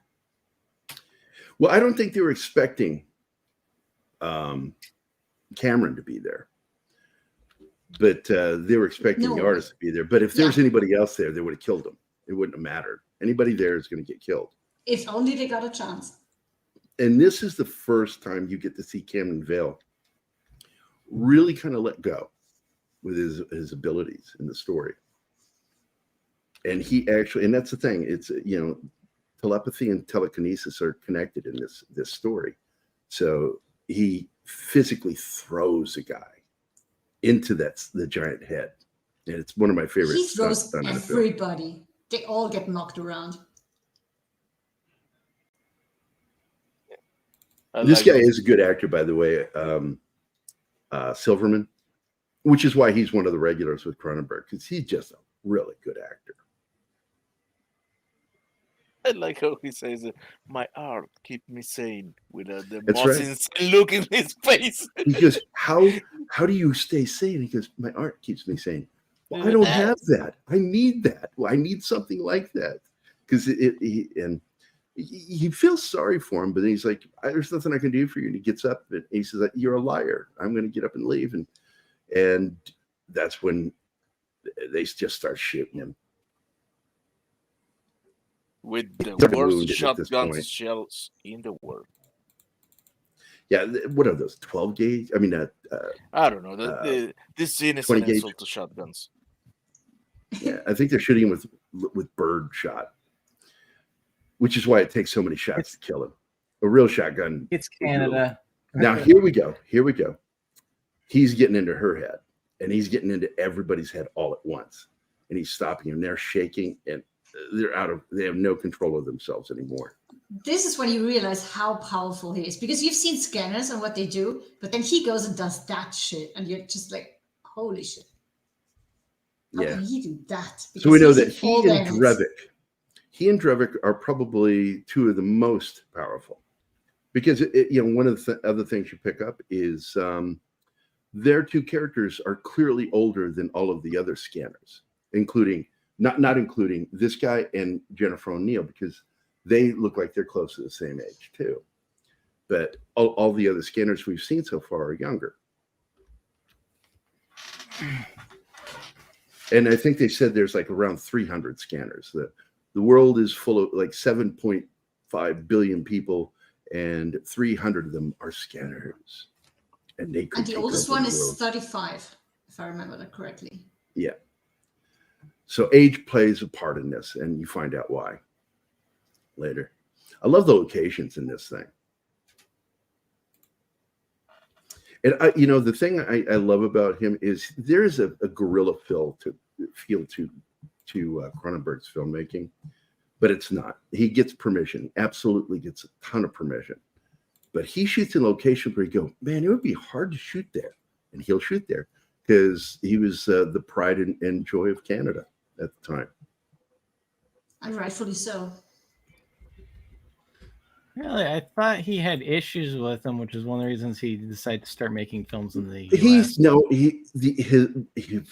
It was limitations is the problem. He was limited because there's only so much you can get up in Canada for what he wanted to do. So he moved to Hollywood because he knew he would. Hollywood, you're going to get a better budget. He knew that. That's why he left. It's a big budget. He wanted to do bigger budget films. He wanted to move up, not keep going straight across. Because he probably could have made a career out of just making these kinds of films and would have done fine. But he wanted to come to America, and I'm glad he did. I mean, Videodrome, as weird as that movie is, and I have trouble with that film because it is too weird. But James Woods and Debbie Harry are great in that fucking movie. And the visual effects, what they did there on set, live, good stuff. Well, Yeah. You expect any Cronenberg film to be weird. It's somewhat. And yet, you know, he's turned right around and done some films that were really just good. Let me go back to because there's a couple of his films that I've seen. Like, okay, here's one, the Russian mob one that he did. Something History of Violence. No, Eastern Promises. Eastern Promises. Yeah. My God, what a great fucking movie! Great It is good, yeah. movie. No horror. There is horror in it, but it's not horror. It's horror because it's real. Yeah, that knife fight is brutal. That's the one I'm talking about. In the Russian bathhouse, that was scary. That freaked me out. I'm sitting there, my legs went together. So, what do you think of his kid and what he's been directing? Oh man, I'm aware of his kid, and I'm trying to remember what he directed. Possessor. Possessor. They're okay. Infinity Pool. I don't think he's anywhere as good as his dad. I don't. Infinity Pool annoyed me. I haven't seen it yet. I thought it was a good short story. It shouldn't have been it was a terrible feature-length film. Naked Lunch, part of an another anthology. one. Naked Lunch, Dangerous Method. Let's see, Eastern Promises, A History of Violence, and what was the other one I really like? Dead Zone are some of my favorite films that he directed. He also directed M. Butterfly. Not a fan of the film, but it's not bad. It's just not that great. He doesn't. Given his, I made the career, mistake thinking it was going to be Madame Butterfly. It's my mistake. I went to see it thinking it was a modern. It's not. It's not. No. It's not. Given how long he's been making movies, it's kind of crazy. Like, he doesn't have a huge filmography. Well, maybe he prefers Films of quality. his that were non-horror that I wasn't interested in. Maps to the Stars. Since 1969, he's done 22 films. Yep. Now, Nightbreed is listed as one of his films, but he's actually not the director of that film. Nope. He's in it because he's the killer. Yep. It's one of the few movies where he's the actor in it. But I'm a big fan of Nightbreed, especially the director's cut. The theatrical cut was not good. My other favorite films of his, going way back, is Shivers, that deals with a sexually passed parasite. The Brood with Oliver Reed. Mm-hmm. Yeah. And Rabid, which he hired an American adult film actress to play the vampire in that. Mm-hmm. Ooh, let's not forget The Fly, one of the, right before Goldblum became Goldblum. And that was really his big American breakthrough film, because he did Videodrome before that one, and just it did not get the respect it deserved, but it led to him getting The Fly, and The Fly was his big commercial success film, and it was a hit. Well, Videodrome is one of those movies that made it back in the rental area. That's right, because it didn't make money at the theater. Nobody wanted to see it, but boy, it was a hit on video. Yep. Oh, But the same year he put that out, he also The Fly, he put out Dead Ringers, which I don't think is that great of a film. It's okay. Jeremy is his first major film, Jeremy Irons, and he was good in it, but it's just, I don't know, man. I just wasn't. It's the thing that it's one of the films that helped make him the king of body horror. That's his shtick, man. And going back to the cameos that he's done, I would really like to bring up To Die For, where she's basically telling him the whole story. The reporter? Yeah, she thinks he's a reporter, but he's really there to knock her off. I love that little bit at the end there. That's great. You know, Oh, he's the hitman. He's a I've hitman. never seen that yeah. film. I know the film. It's good. It's It's not- a good one.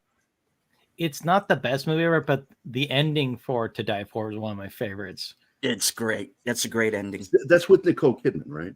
Yeah. Yes. Yeah. The true story of the woman who actually seduced two high school students to kill her husband to get famous. Oh, that's what that was about. Pamela Smart. Yeah. You know, you think Naked Lunch would be the movie that cemented his position as king of body horror. Which one? Was it Naked Lunch? Naked Lunch. Naked Lunch. God, that movie's so good. But I love it. It's like, it's impossible to turn away from. It's just, and it's This got such typewriter, man. gross, weird shit going on camera. Because, you know, he's playing a character who's hallucinating all the time on drugs. Based on the real life writer of Naked Lunch. Mm-hmm. And, One movie of his where there's some really good stuff, but there's a lot of terrible stuff, in my opinion, is like Cosmopolis. River Phoenix was in, or Joaquin Phoenix is in that movie. And Casey Affleck, because they played the two young guys. That's right. Matt Dillon played her husband, right? Yeah. I'm going to have to watch that movie. I really do need to. Yeah, it's fictional telling of the Pamela Smart story. But the very last shot of that movie is just a perfect punctuation on everything that's happened. It's just There's the elephant again. very underrated movie. Oh, here we go. Yep. Hey, what you doing with that gun? Oh, it's coming to kill you. Really? Oh. Don't think so. Yeah. Didn't know Herbert the Pervert was in this movie. Hi there, Mr. Muscly Boy. Call me. Muscly son bitch.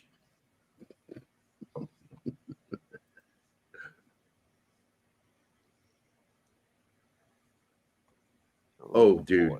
I'm sorry. I'm looking at Zach's comment, dude. That scene is so tough to get through. Mhm. And seriously, I'm not kidding you. The minute they started fighting, those knives came out and they're fucking naked, flopping around. My legs went straight together because that's horrifying. And that's why he did that, because he knew it would be horrifying. I do not want to watch that.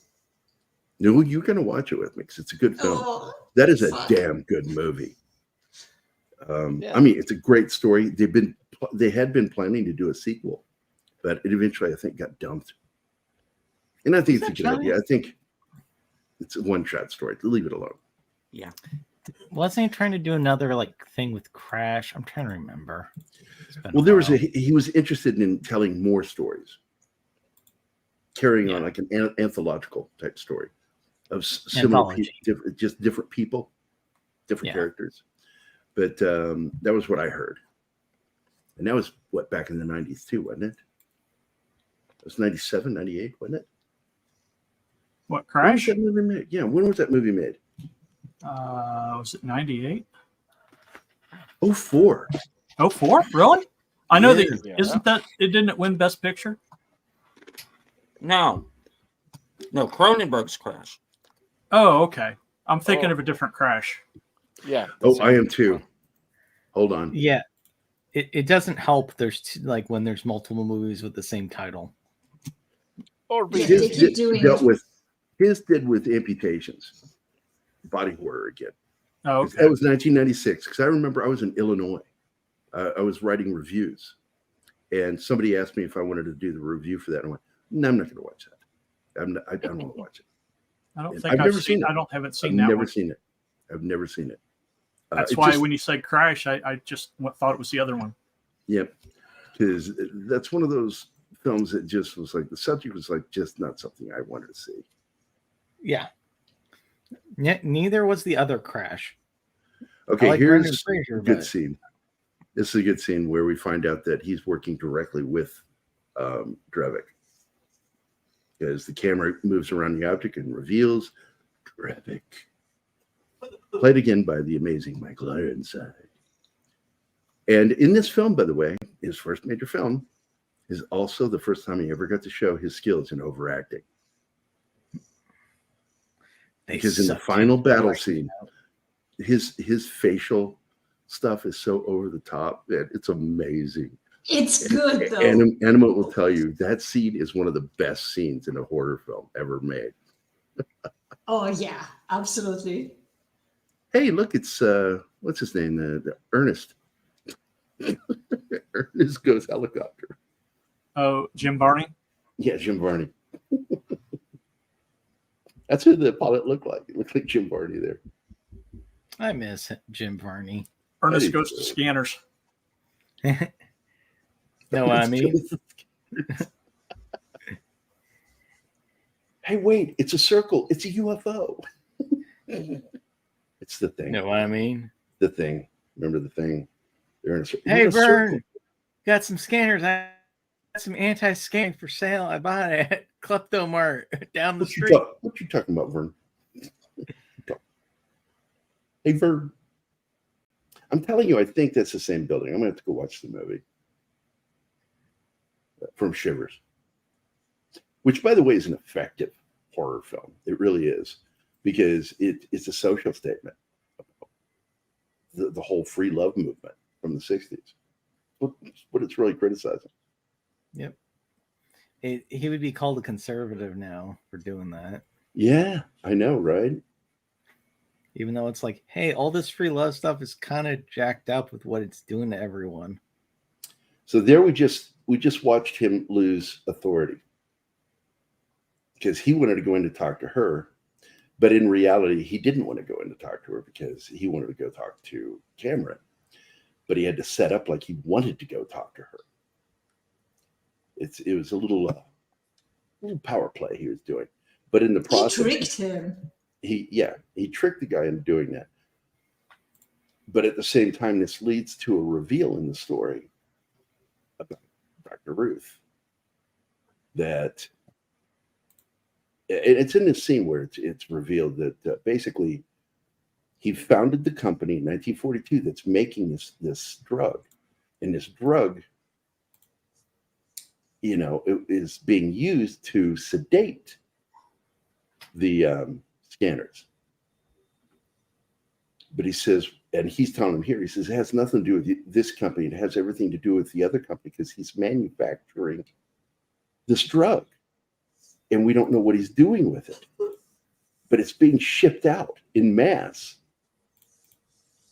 There he says it, taken out in huge tankers. And so he's like, wait, what? And he tells him that the answers are in the computer. But then when Cameron suspects that Jennifer O'Neill's character, Orbit, what's her name? Obrist, might be in danger, he jumps out and leaves. He goes, I've got to help her. And he's like, no, we've got to get to the computer. And he goes, no, she matters. And he begins to talk to himself and begins to reveal that everything was in the past. Everything that explains what's going on is in the past as he's talking to himself. Yeah, he snaps. Something happens to him. Yeah, he's losing it. He's kind of losing, and he's sitting there and he realizes, oh my God, I've caused this. This is all my fault, is really what's going on. And I had that gut feeling after his very first scene. He's not just studying them, he's making them. He started all this. He's studying them now. Yeah. But he's what caused them to happen. Yes. But now we see him in there talking to her. He thinks she's drugged up. But in fact, Dr. Ruth faked drugging either of them. They're both fully empowered right now. And this guy doesn't know that. And I remember sitting here watching this going, I didn't trust him to begin with, but when he starts turning off the cameras right here, he's turning off all the cameras. It's like, yeah, this guy's going to kill her, or he thinks he's going to. He thinks so, yeah. And he's not talking to her, he's interrogating her. Every What, time John? you say Dr. Ruth, I just picture the little old German lady. Yeah, Westheimer. I said that earlier. Because when this movie came out, that's all I would think of. Every time his name would get mentioned, I think Dr. Ruth Westheimer. And I'm like, oh my God, that little Jewish doctor. And she, of course, she's got no information for them. But he's like, he's planning to shoot her. He's threatening her, and that's his last mistake. Yeah. Because he doesn't know that she's not drugged. And it leads to a kind of a cool scene because his arm starts shaking and then it shoots out to its side. But he's got a beautiful weapon, by the way. It's Don Ecker's and my favorite gun, the Colt 45 Combat. That's the 6-inch barrel 45, 1911. Hey. So he puts that in her face, threatens her with it. Then he says, that's it. I'm just going to kill you because the camera's raw. Nobody's going to know. And there it goes. He goes, hey, I didn't do that. She just knocks the shit out of him. She knocks the shit out of this guy with her mind. And he gets up and hits the alarm. And well, after he's orientated again, because I guess she's giving him a hell of a headache too. So he and she got to get out of there. And he, like, where is she? This is more important. He goes, no, it's not. And that's the thing I like about Cameron Vale. Cameron Vale's a good protagonist because he has a good sense of what's right and wrong. This is where he snaps, by the way. Yep, and he tells Dr. Ruth, something breaks in his mind. Access the past. And he knows he is the past. He is the answer.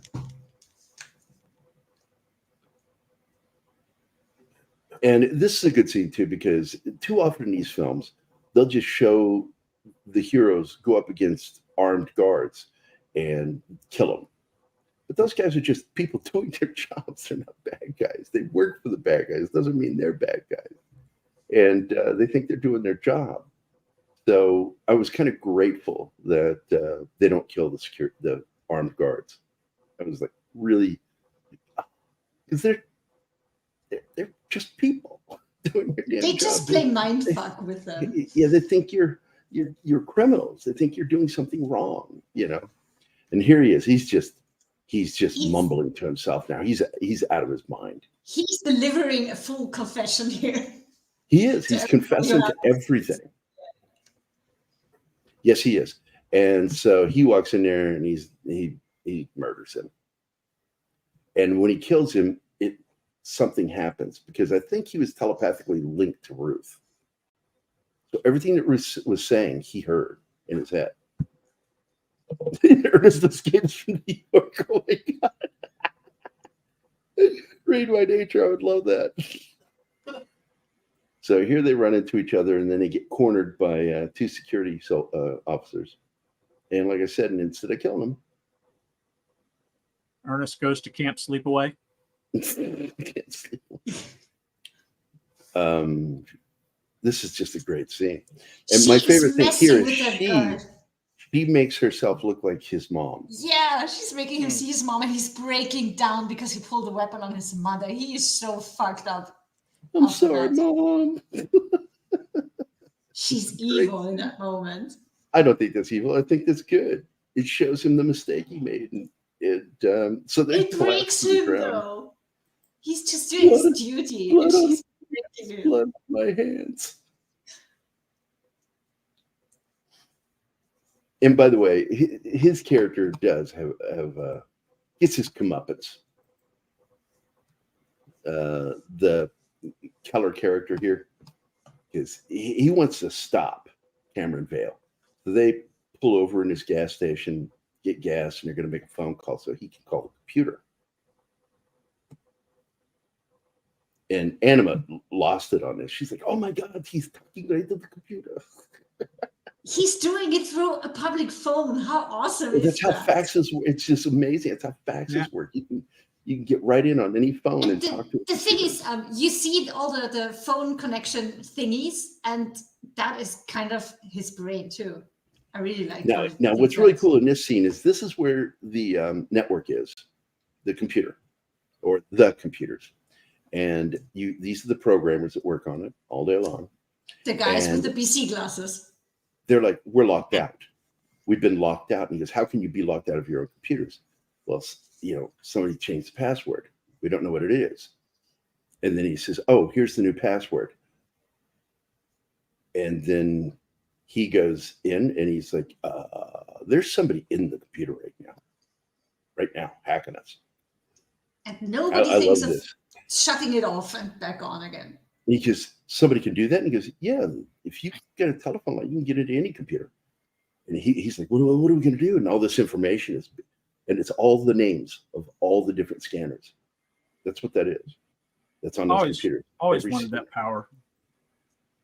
And these close-up shots are the ones that don't work for me. I didn't think it worked because he would be going around the circuits. He would be inside the chips and moving around wire to wire and metal to metal.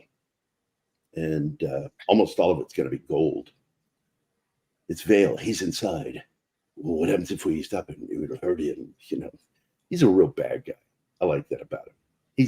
He's fine with it. I'm good. He's also so naive, thinking he's able to stop him.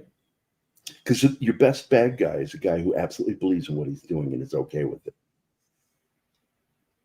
He doesn't think he's a bad guy. I guarantee you he doesn't think he's a bad guy. He thinks he's a good guy. That's because he's hook, line, and sinker sold on what he believes. And everybody, one person gets killed in this scene. It's great. Everybody in that lab. Look at these glasses. If they're on birth control, I don't know. Well, even his are birth control glasses. Oh, absolutely. But the dark ones are just don't you own a mirror?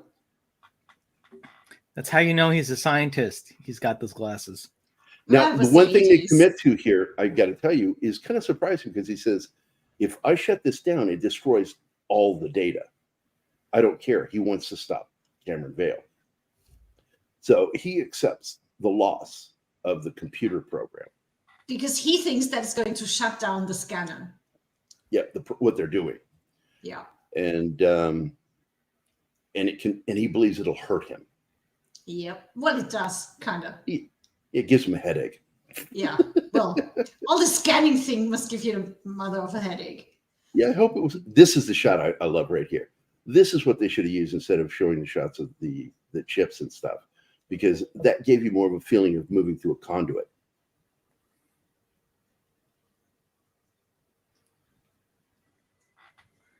Yeah.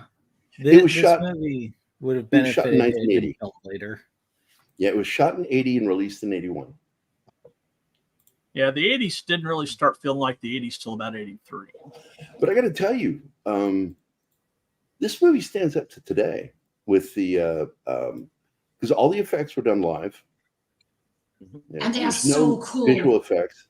Look at that. The pyrotechnics to the body horror aspects of it, the head exploding.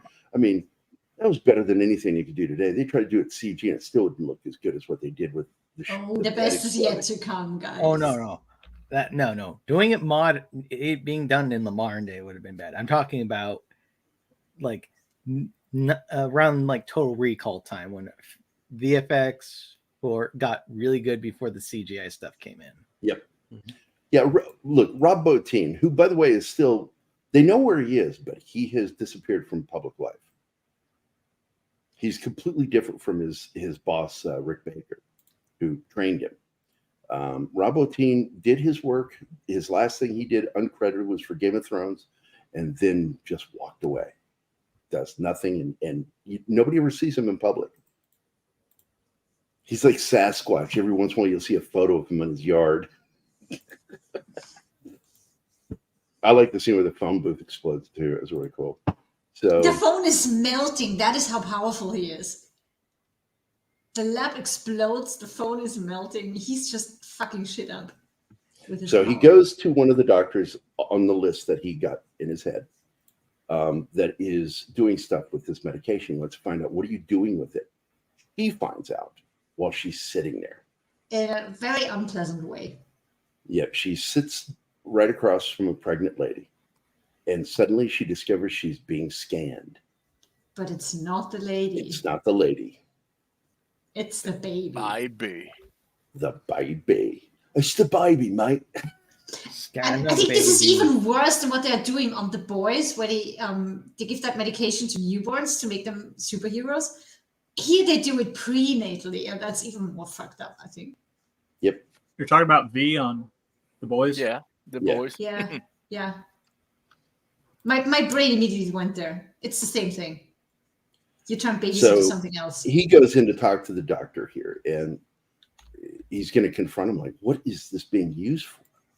You know, but then they find out because he goes back, goes back out to see her, and she's got blood under her nose, and he sees that, and he's like, holy crap, what's going on? You know? And she's like, I'm being scanned. Mother? No, the baby. And then he puts it all together. They're giving it for prenatal. They're making scanners in the bellies of pregnant women. Oh my God. That's what he's doing. He's wanting to mass produce scanners to be his army. Well, because originally, the older you are as a scanner, the more powerful you are. Yeah, and originally the drug was intended as a tranquilizer for pregnant women, but then they found out what it did to the babies. Yep. And but we find that out. We find it out in the big reveal scene with Michael Ironside, because she gets shot with a dart and he pulls it out of her, but it doesn't matter. She's fully injected. It happens instantly. And she goes down way faster than he does because she's a woman and lighter and smaller and yeah. Also, she was hit.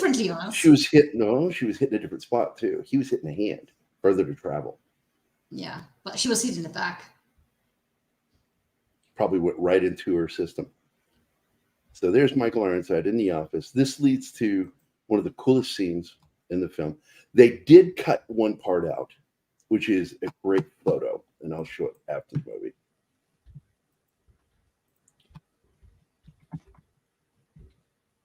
Do we even talk about the sequels to this? No, I'm not going to. Not a fan. Not even Scanner Cop? I don't think I even saw that one. I saw Scanners too, and I was like, "Oh, this is terrible." They're horrible. They are.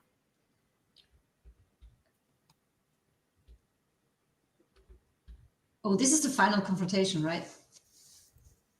Yes. Here you learn everything, or do you? Because he is not a reliable narrator.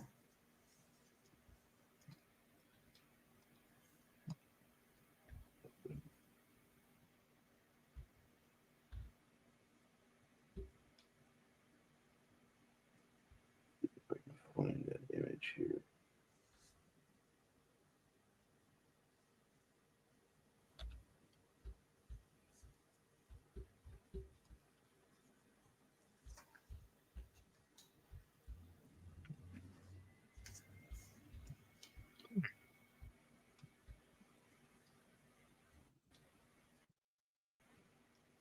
But Revit kind of plays on that, right? Because he's, they threw you away like you were a piece of garbage. But the thing is as you said at the beginning, Gary, Cameron knows the difference between right and wrong. He's not going to join him. It is the yin and yang, and that's what makes the it's movie. Also the classic tale of Cain and Abel too. Yeah.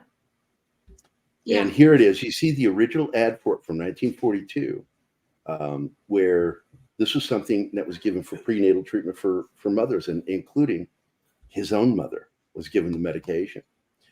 Not only his mother, but also Dravic's mother. That's right. They are brothers. Yeah, because Dr. Ruth their father is Dr. Ruth. And he doesn't believe him, of course. But this is where he realizes, he comes to the understanding, Ruth was not who I thought he was. He was evil. Not as bad as evil as that. But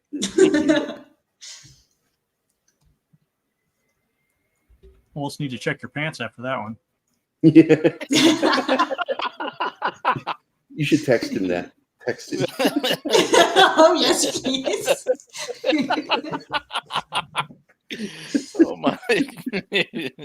Anakin, Dr. Earth is evil. From my point of view, the scanners are evil. Then you are lost.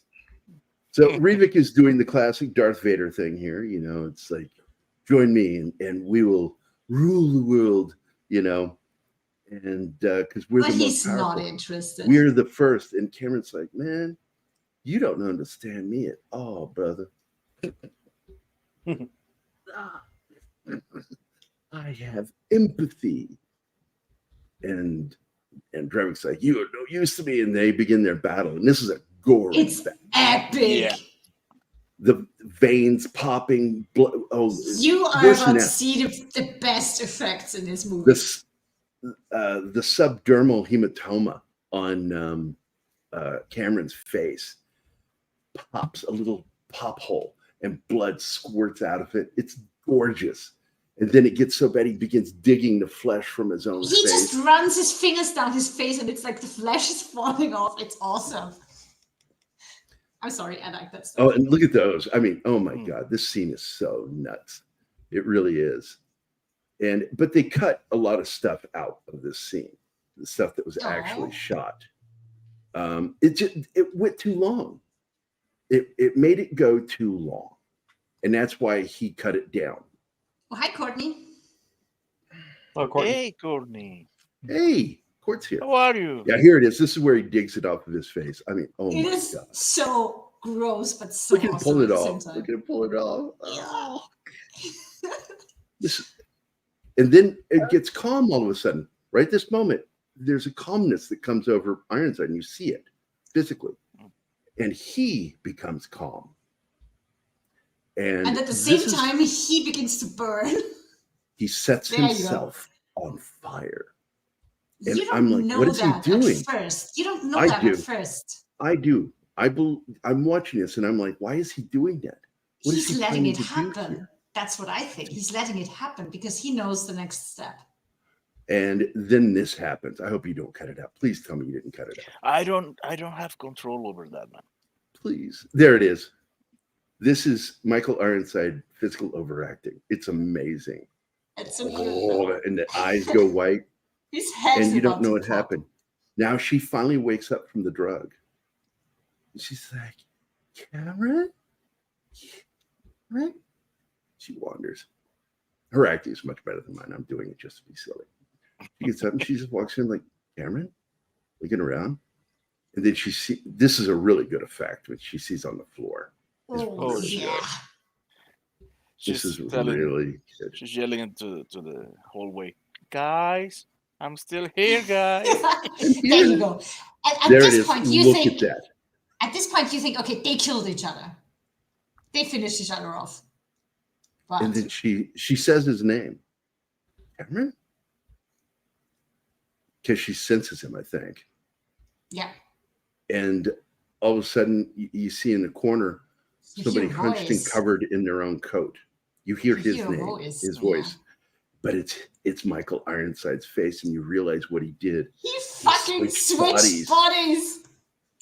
I was He set mind himself. blown. He set himself on fire, and sucked him into his brain, and switched places, and killed him.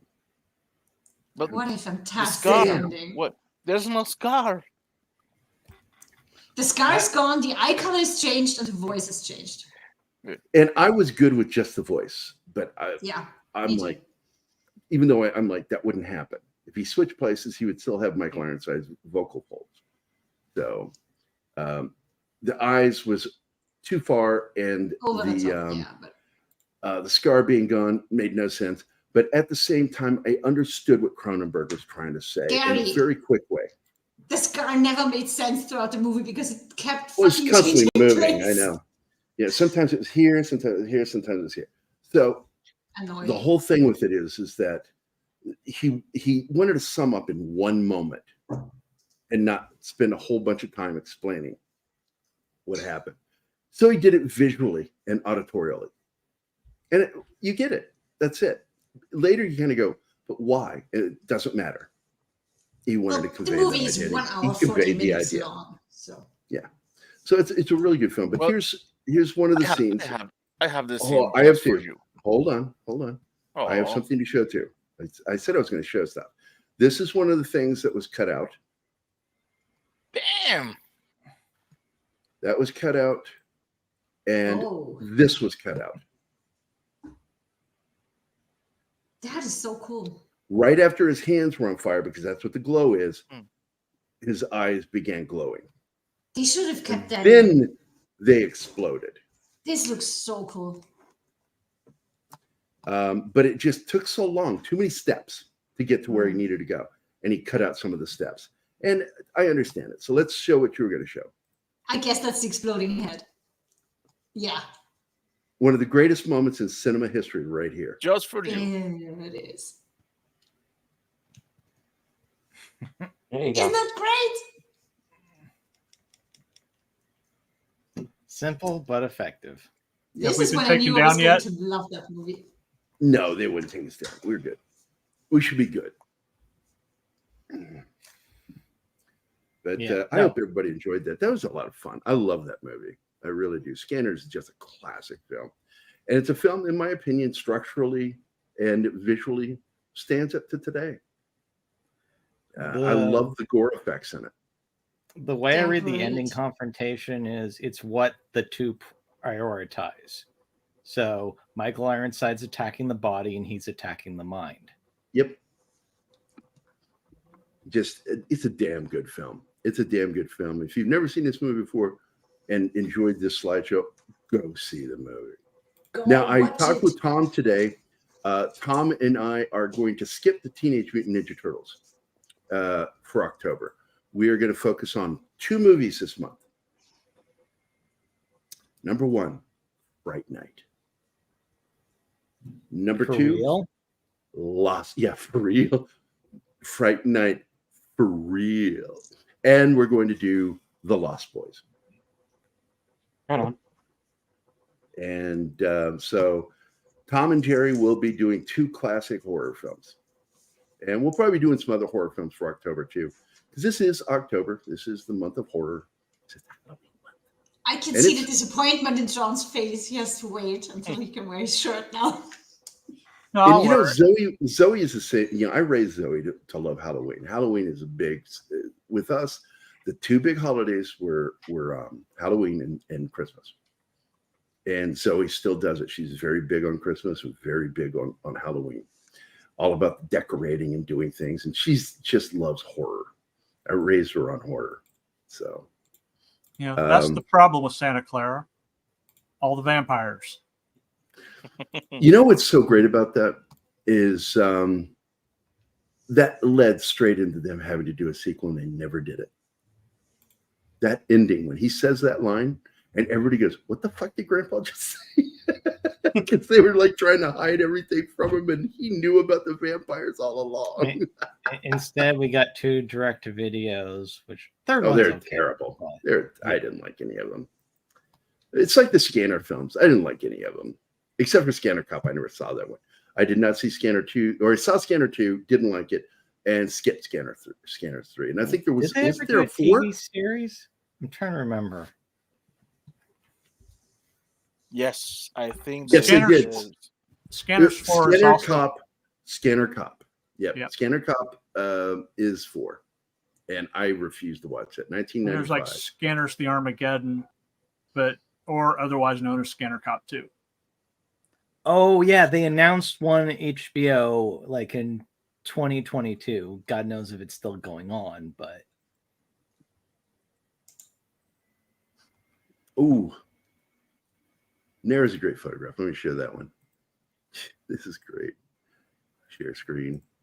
There you go.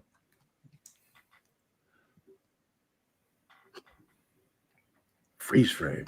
Yep. And like I said, it'll what they blow did your mind.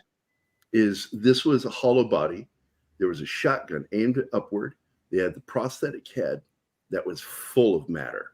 They made a fully realistic head with brain and skull and everything, and shot it. And look at that. That's insane. That's like, God, man, the effort put into low budget horror films. Because let's go look at that. Let's go look at the Scanners, 1981 budget.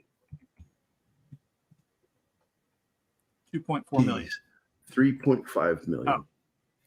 But adjust for inflation. That's what, 10 million now? And you know what's interesting? Well, no, it's 2.7. Well, yeah, 2.75. And is that US or Canadian dollars? I'm using US dollars. Okay. The Canadian is 4.1 million was their budget. So, but it would still, you know, for the US dollars, I don't know about Canadian. US dollars, you would multiply that by 2.7.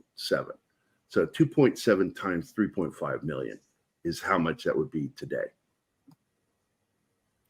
And for box office, let's see how it did. It grossed a total of $14.2 million in the box office. Yeah. Which would be equivalent to 30 million today.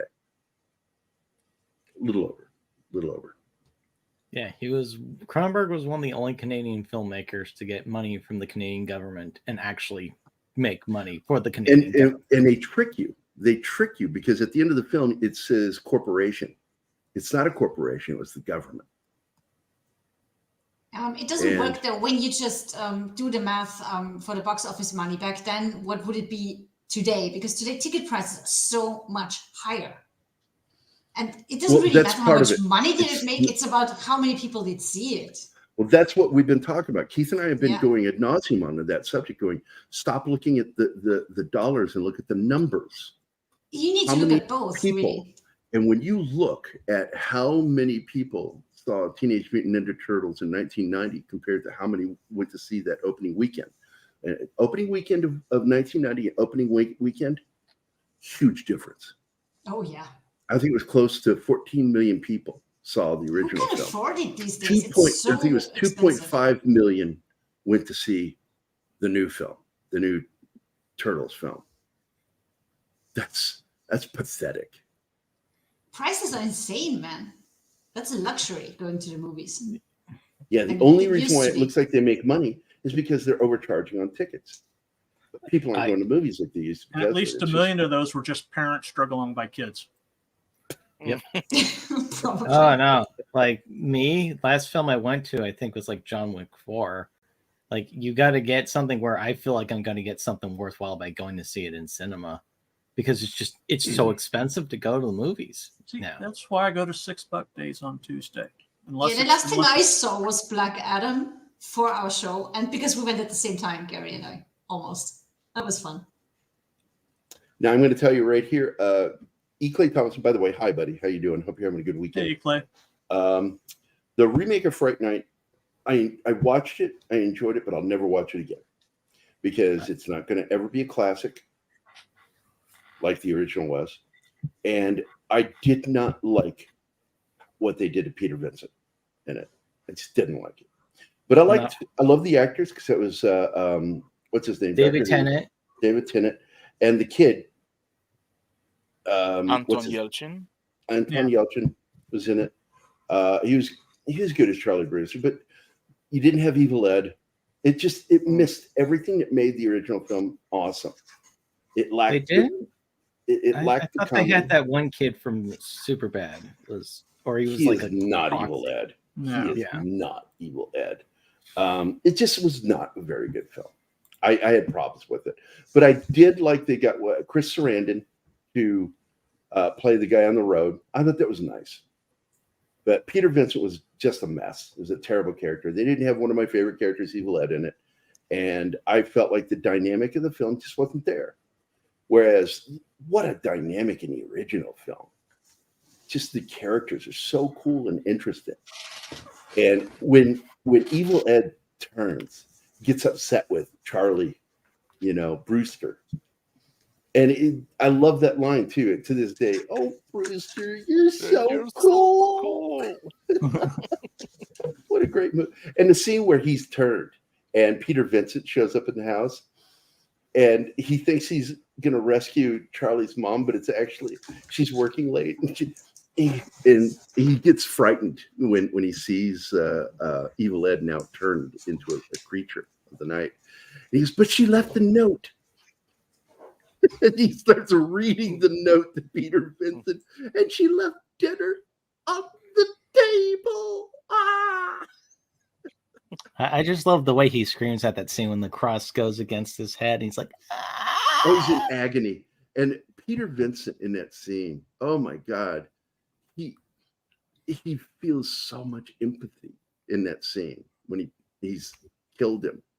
You know, the kid falls back on the leg of the chair or whatever was broken, and it kills him, and he's watching him dying, and his face. Oh, what a great actor! When I just forgot his name. Oh my God, Roddy McDowall died. We lost just one of the greatest actors in the history of Hollywood. he was a geek and he loved cinema too. He loves cinema. He's been an actor since he was a child himself. You know, he grew up. I remember him in, what was that movie he did with Elizabeth Taylor? Was it Black Beauty? Is that it? He's also in one of the Lassie films. I just remember growing up watching him, and Roddy McDowall was the shit. Not to mention, every one of the likable apes on Planet of the Apes movies was always him. Yep. He was Cornelius. He's Cornelius. He was Caesar. Caesar. Yeah. And what was the other one he played? Didn't he play three different, or was it just Cornelius in one movie? Cornelius and Caesar. Cornelius Yes. in two movies, and then Caesar in two movies, right? Was he not on the second one? I thought And it was. then he was on Escape the was series third too. one, right? Yeah, he was in the series too, the TV series, because he was an affordable actor. Yeah. Yeah. But I could look it up because we have the interweb. By the way, I was watching a classic episode of News Radio the other day, and Jimmy James had found this guy at a conference who is like this amazing wizard of electronics or some shit like that, and he tries to get Bill McNeil to interview him, and Bill doesn't want to interview him. And when he's forced to interview him, he just talks over him the whole show. It's just every time he asks him a question, he just, when the guy goes to respond, he just starts talking. Basically shines him on, and he tells everybody this guy's not a real deal. But later on, Dave Foley's character forces what's her name? I just forgot her name. The black radio personality on the show makes her do the interview, and during the interview with him, you discover this guy's a crazy person. He's completely insane. And she says, "So computers of the future? Well, what can you tell us about computers?" He goes, "Well, I don't know too much about them. I don't own one myself." And Dave is standing out there watching this, and Jimmy's like, and then you see Bill McNeil walking up, and he goes, "When are you going to learn to listen to me?" And he says, wait, don't interrupt. He's getting ready to talk more about those magical machines called computers. Oh my God, love that stuff. But I will tell you, and I'm not shitting on the movie. I'm not. I will tell you, it's a fun watch. The newer version of Fright Night. I just don't think it's as good as the original, or even close to it. But I loved Anton Yelchin. My favorite thing with Anton Yelchin was, what was it, Charlie? What was that movie he made? There were going to be more sequels, and he died. What, Green Room? No, the one he sees creatures. He sees the Reapers. Yep, he sees creature. Odd Thomas. Odd Thomas. Yes. Yeah. Odd Thomas by one of my favorite authors. What is his name? He did Phantoms was one of his, Dean Koontz, thank you. Phantoms was one of his books I read, which, don't get me wrong, I really love the book, but I actually like the film better. I thought they did a better job with the movie. Yeah, the movie's good. Damn good film. As Ben Affleck would say, Ben Affleck was the bomb in Phantoms. But but Odd Thomas is a really good film. And it was set to have a series of films. They were going to make more. And Anton died, man. Defective car. He died horribly. Yeah. Park and brake just pinned didn't up, work. Pinned up on the gate by was it a Bronco? It was whatever model car it was. There was a recall on those cars. Yeah. For that problem. Might And not have been a Bronco. It was. All I know is that is just tragic death, man. Because he really had a lot of promise, man. That movie, Thomas, again. We should do that one on a Saturday because I love that movie, and it's fun. It's not scary. It's got horror elements in it, but it's not scary. It's just a lot of fun. It's about this guy that sees these things and is the only one that is fully aware of them, that is also capable of stopping them from doing what they're planning to do. So it's kind of a paranormal action film is what it is. That battle in the mall is one of my favorite moments in the film. I always love Green Room just because, especially with the ending where it's like, it's like, that's a tough film, dude. Oh yeah, that's a tough film. But the ending though, especially when Patrick Stewart, who's been composed, smart the entire time, just acts completely rational, just turns, walks away as if that's going to solve everything. Like his brain just shut down at that moment. It's great. Yeah. I don't think I've seen Green Room. It has, in my opinion, the best revenge scenes in it at the end. Oh, at the end where she goes, it's like, well, you know, they were going to clean up the crime scene, so we decided to leave a crime scene of our own. I love that line at the end. Yeah, it is a good film, but it is a rough film because it's very violent. Yeah, I mean, once the violent kicks in, it's violent, and it's a tough film to watch. The same director as Hold the Dark, right? Go to Chili's. All right. Oh, now I want to go to Chili's. Now I got to tell you something. I will say this, Pinkman. I'm not a fan of Kurtzman or Abrams' Trek, but the casting was perfect. Especially Carl Urban. Carl Urban as Bones McCoy. Yes, she got everything, but you know, my bones. My bones. That was how he said it. But my bones. And I love that. That's where his nickname came from. I love that. The performances in that film. His Captain Kirk, by the way, Chris Pine, great. He nailed Kirk. Yeah, and wasn't Anton Yelchin, just like Walter Koenig, spoke Russian, and he spoke it, in my opinion, more fluently, and his accent was more accurate because he was one generation. His parents were from Russia, so he was able to do the accent perfectly. What, Martin? Anton was Russian. No, he is Russian. Yeah. That's what Gary just said. That's what I say. He was Russian. I mean, it is exactly what I said. His parents were from Russia. That's what I said. No, Meaning, I think he was born there. He was raised in the United States. I don't know where he was born. I know he's raised in the United States. That's why he's accent neutral. Now, don't get me wrong. I freaking love the McCoy from Carl Urban, but I think Gary Sinise could have been a very good McCoy too. Who? Gary Sinise. Oh, Gary Sinise. Okay. You say it like it's one word. Gary Sinise. It almost sounds like you say gas Sinise. Gas Sinise. And I'm like, gas Sinise? What the fuck is gas Sinise? Gary Maybe 20 years ago. When he was younger. Yeah, he was too old by that point. By 09, yeah, he's way too old. I'm surprised Gary Sinise didn't try getting a Lieutenant Dan movie made. Well, he's got the baggy eyes like DeForest Kelly.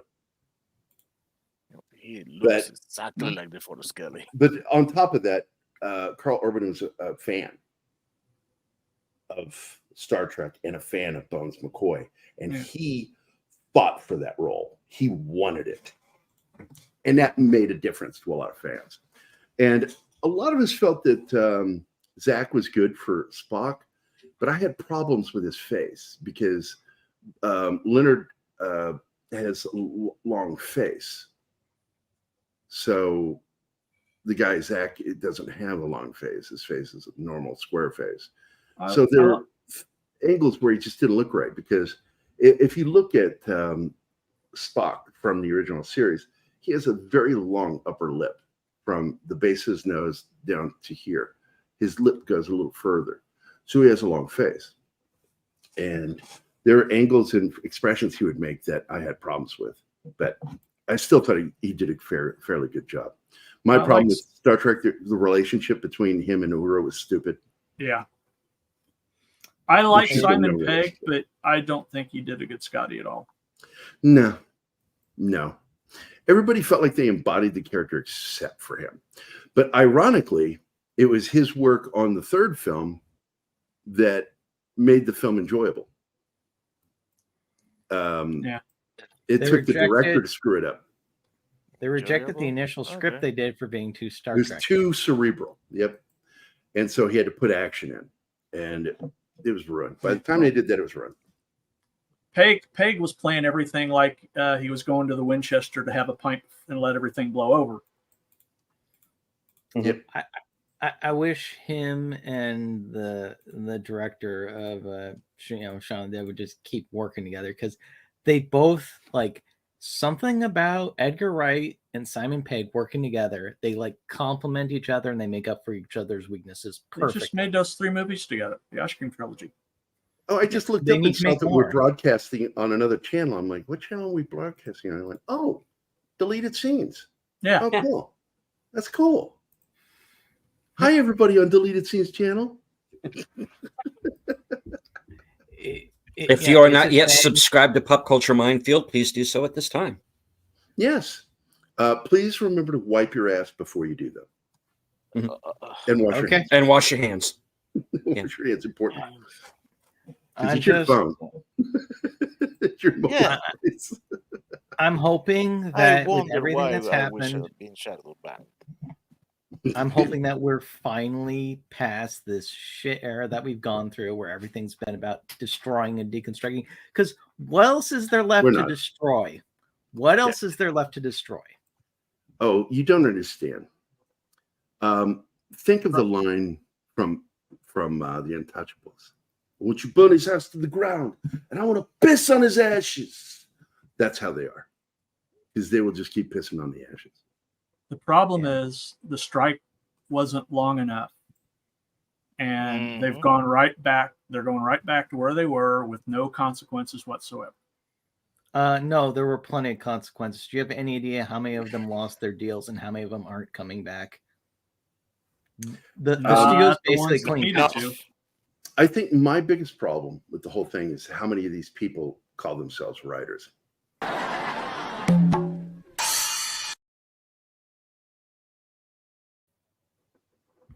Yeah, it's like it. Yeah, the entire result of everything.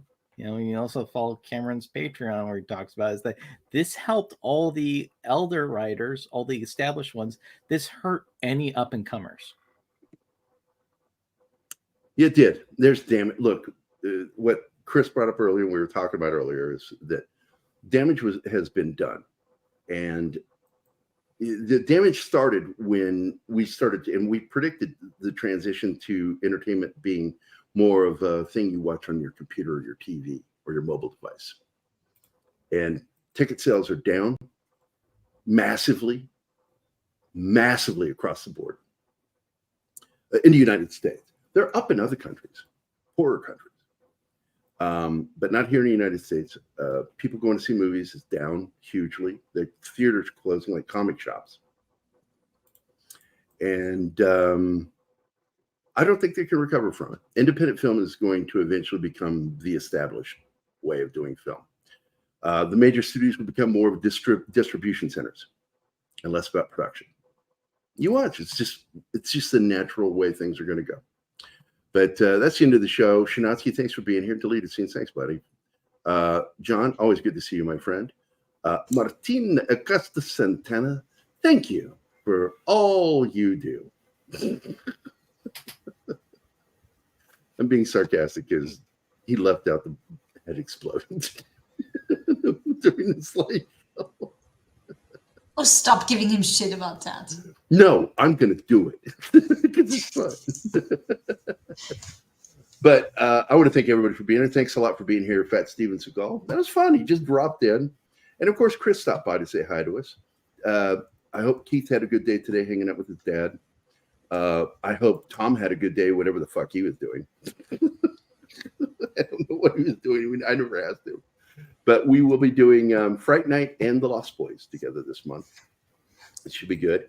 And I think we're going to sit down and do a little powwow maybe after the show here, what we're going to do, because I think we should do some fun horror films for this month.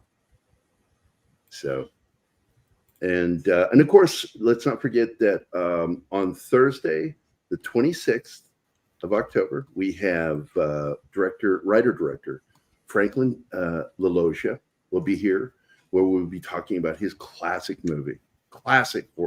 ghost story movie. I don't call it horror. Lady in White. Oh, I'm looking forward to that one. Which is based on the real haunting of the Lady in White. And then on Friday, the 27th, we will have none other than Dick Dysel, a.k.a. Count Gordeval, the great and very beloved horror TV host who I grew up with watching and was blessed to become friends with. I love that guy. I really do. And he was also a big advocate for local filmmakers. He big supporter of local film in Virginia growing up. And by the way, good news, there's a really good chance that Jim Woodward and Mike Beatty may be here, two of my childhood friends, because they grew up on them too. And Charlie wants to be here, my buddy Charlie Bruce, whom I've been friends with, 42 years. So it'll be fun. Do not miss these shows, guys. Nope. And I want to thank Anima for joining us today. That was really great. We got to watch the movie beforehand. Yeah, at twice the speed, like something like that. And I told her, she'll be able to handle some horror films with me because of the way I will fast forward and pause and talk over the horror. And well, so I told it makes it easier for her. I told you there's a list of horror movies that I'm prepared to watch, given that I'm physically in the same room as you, so I can grab you. What is the list of horror films? Give me a few of them. I don't know off the top of my head right now. Mom, I'm doing a show.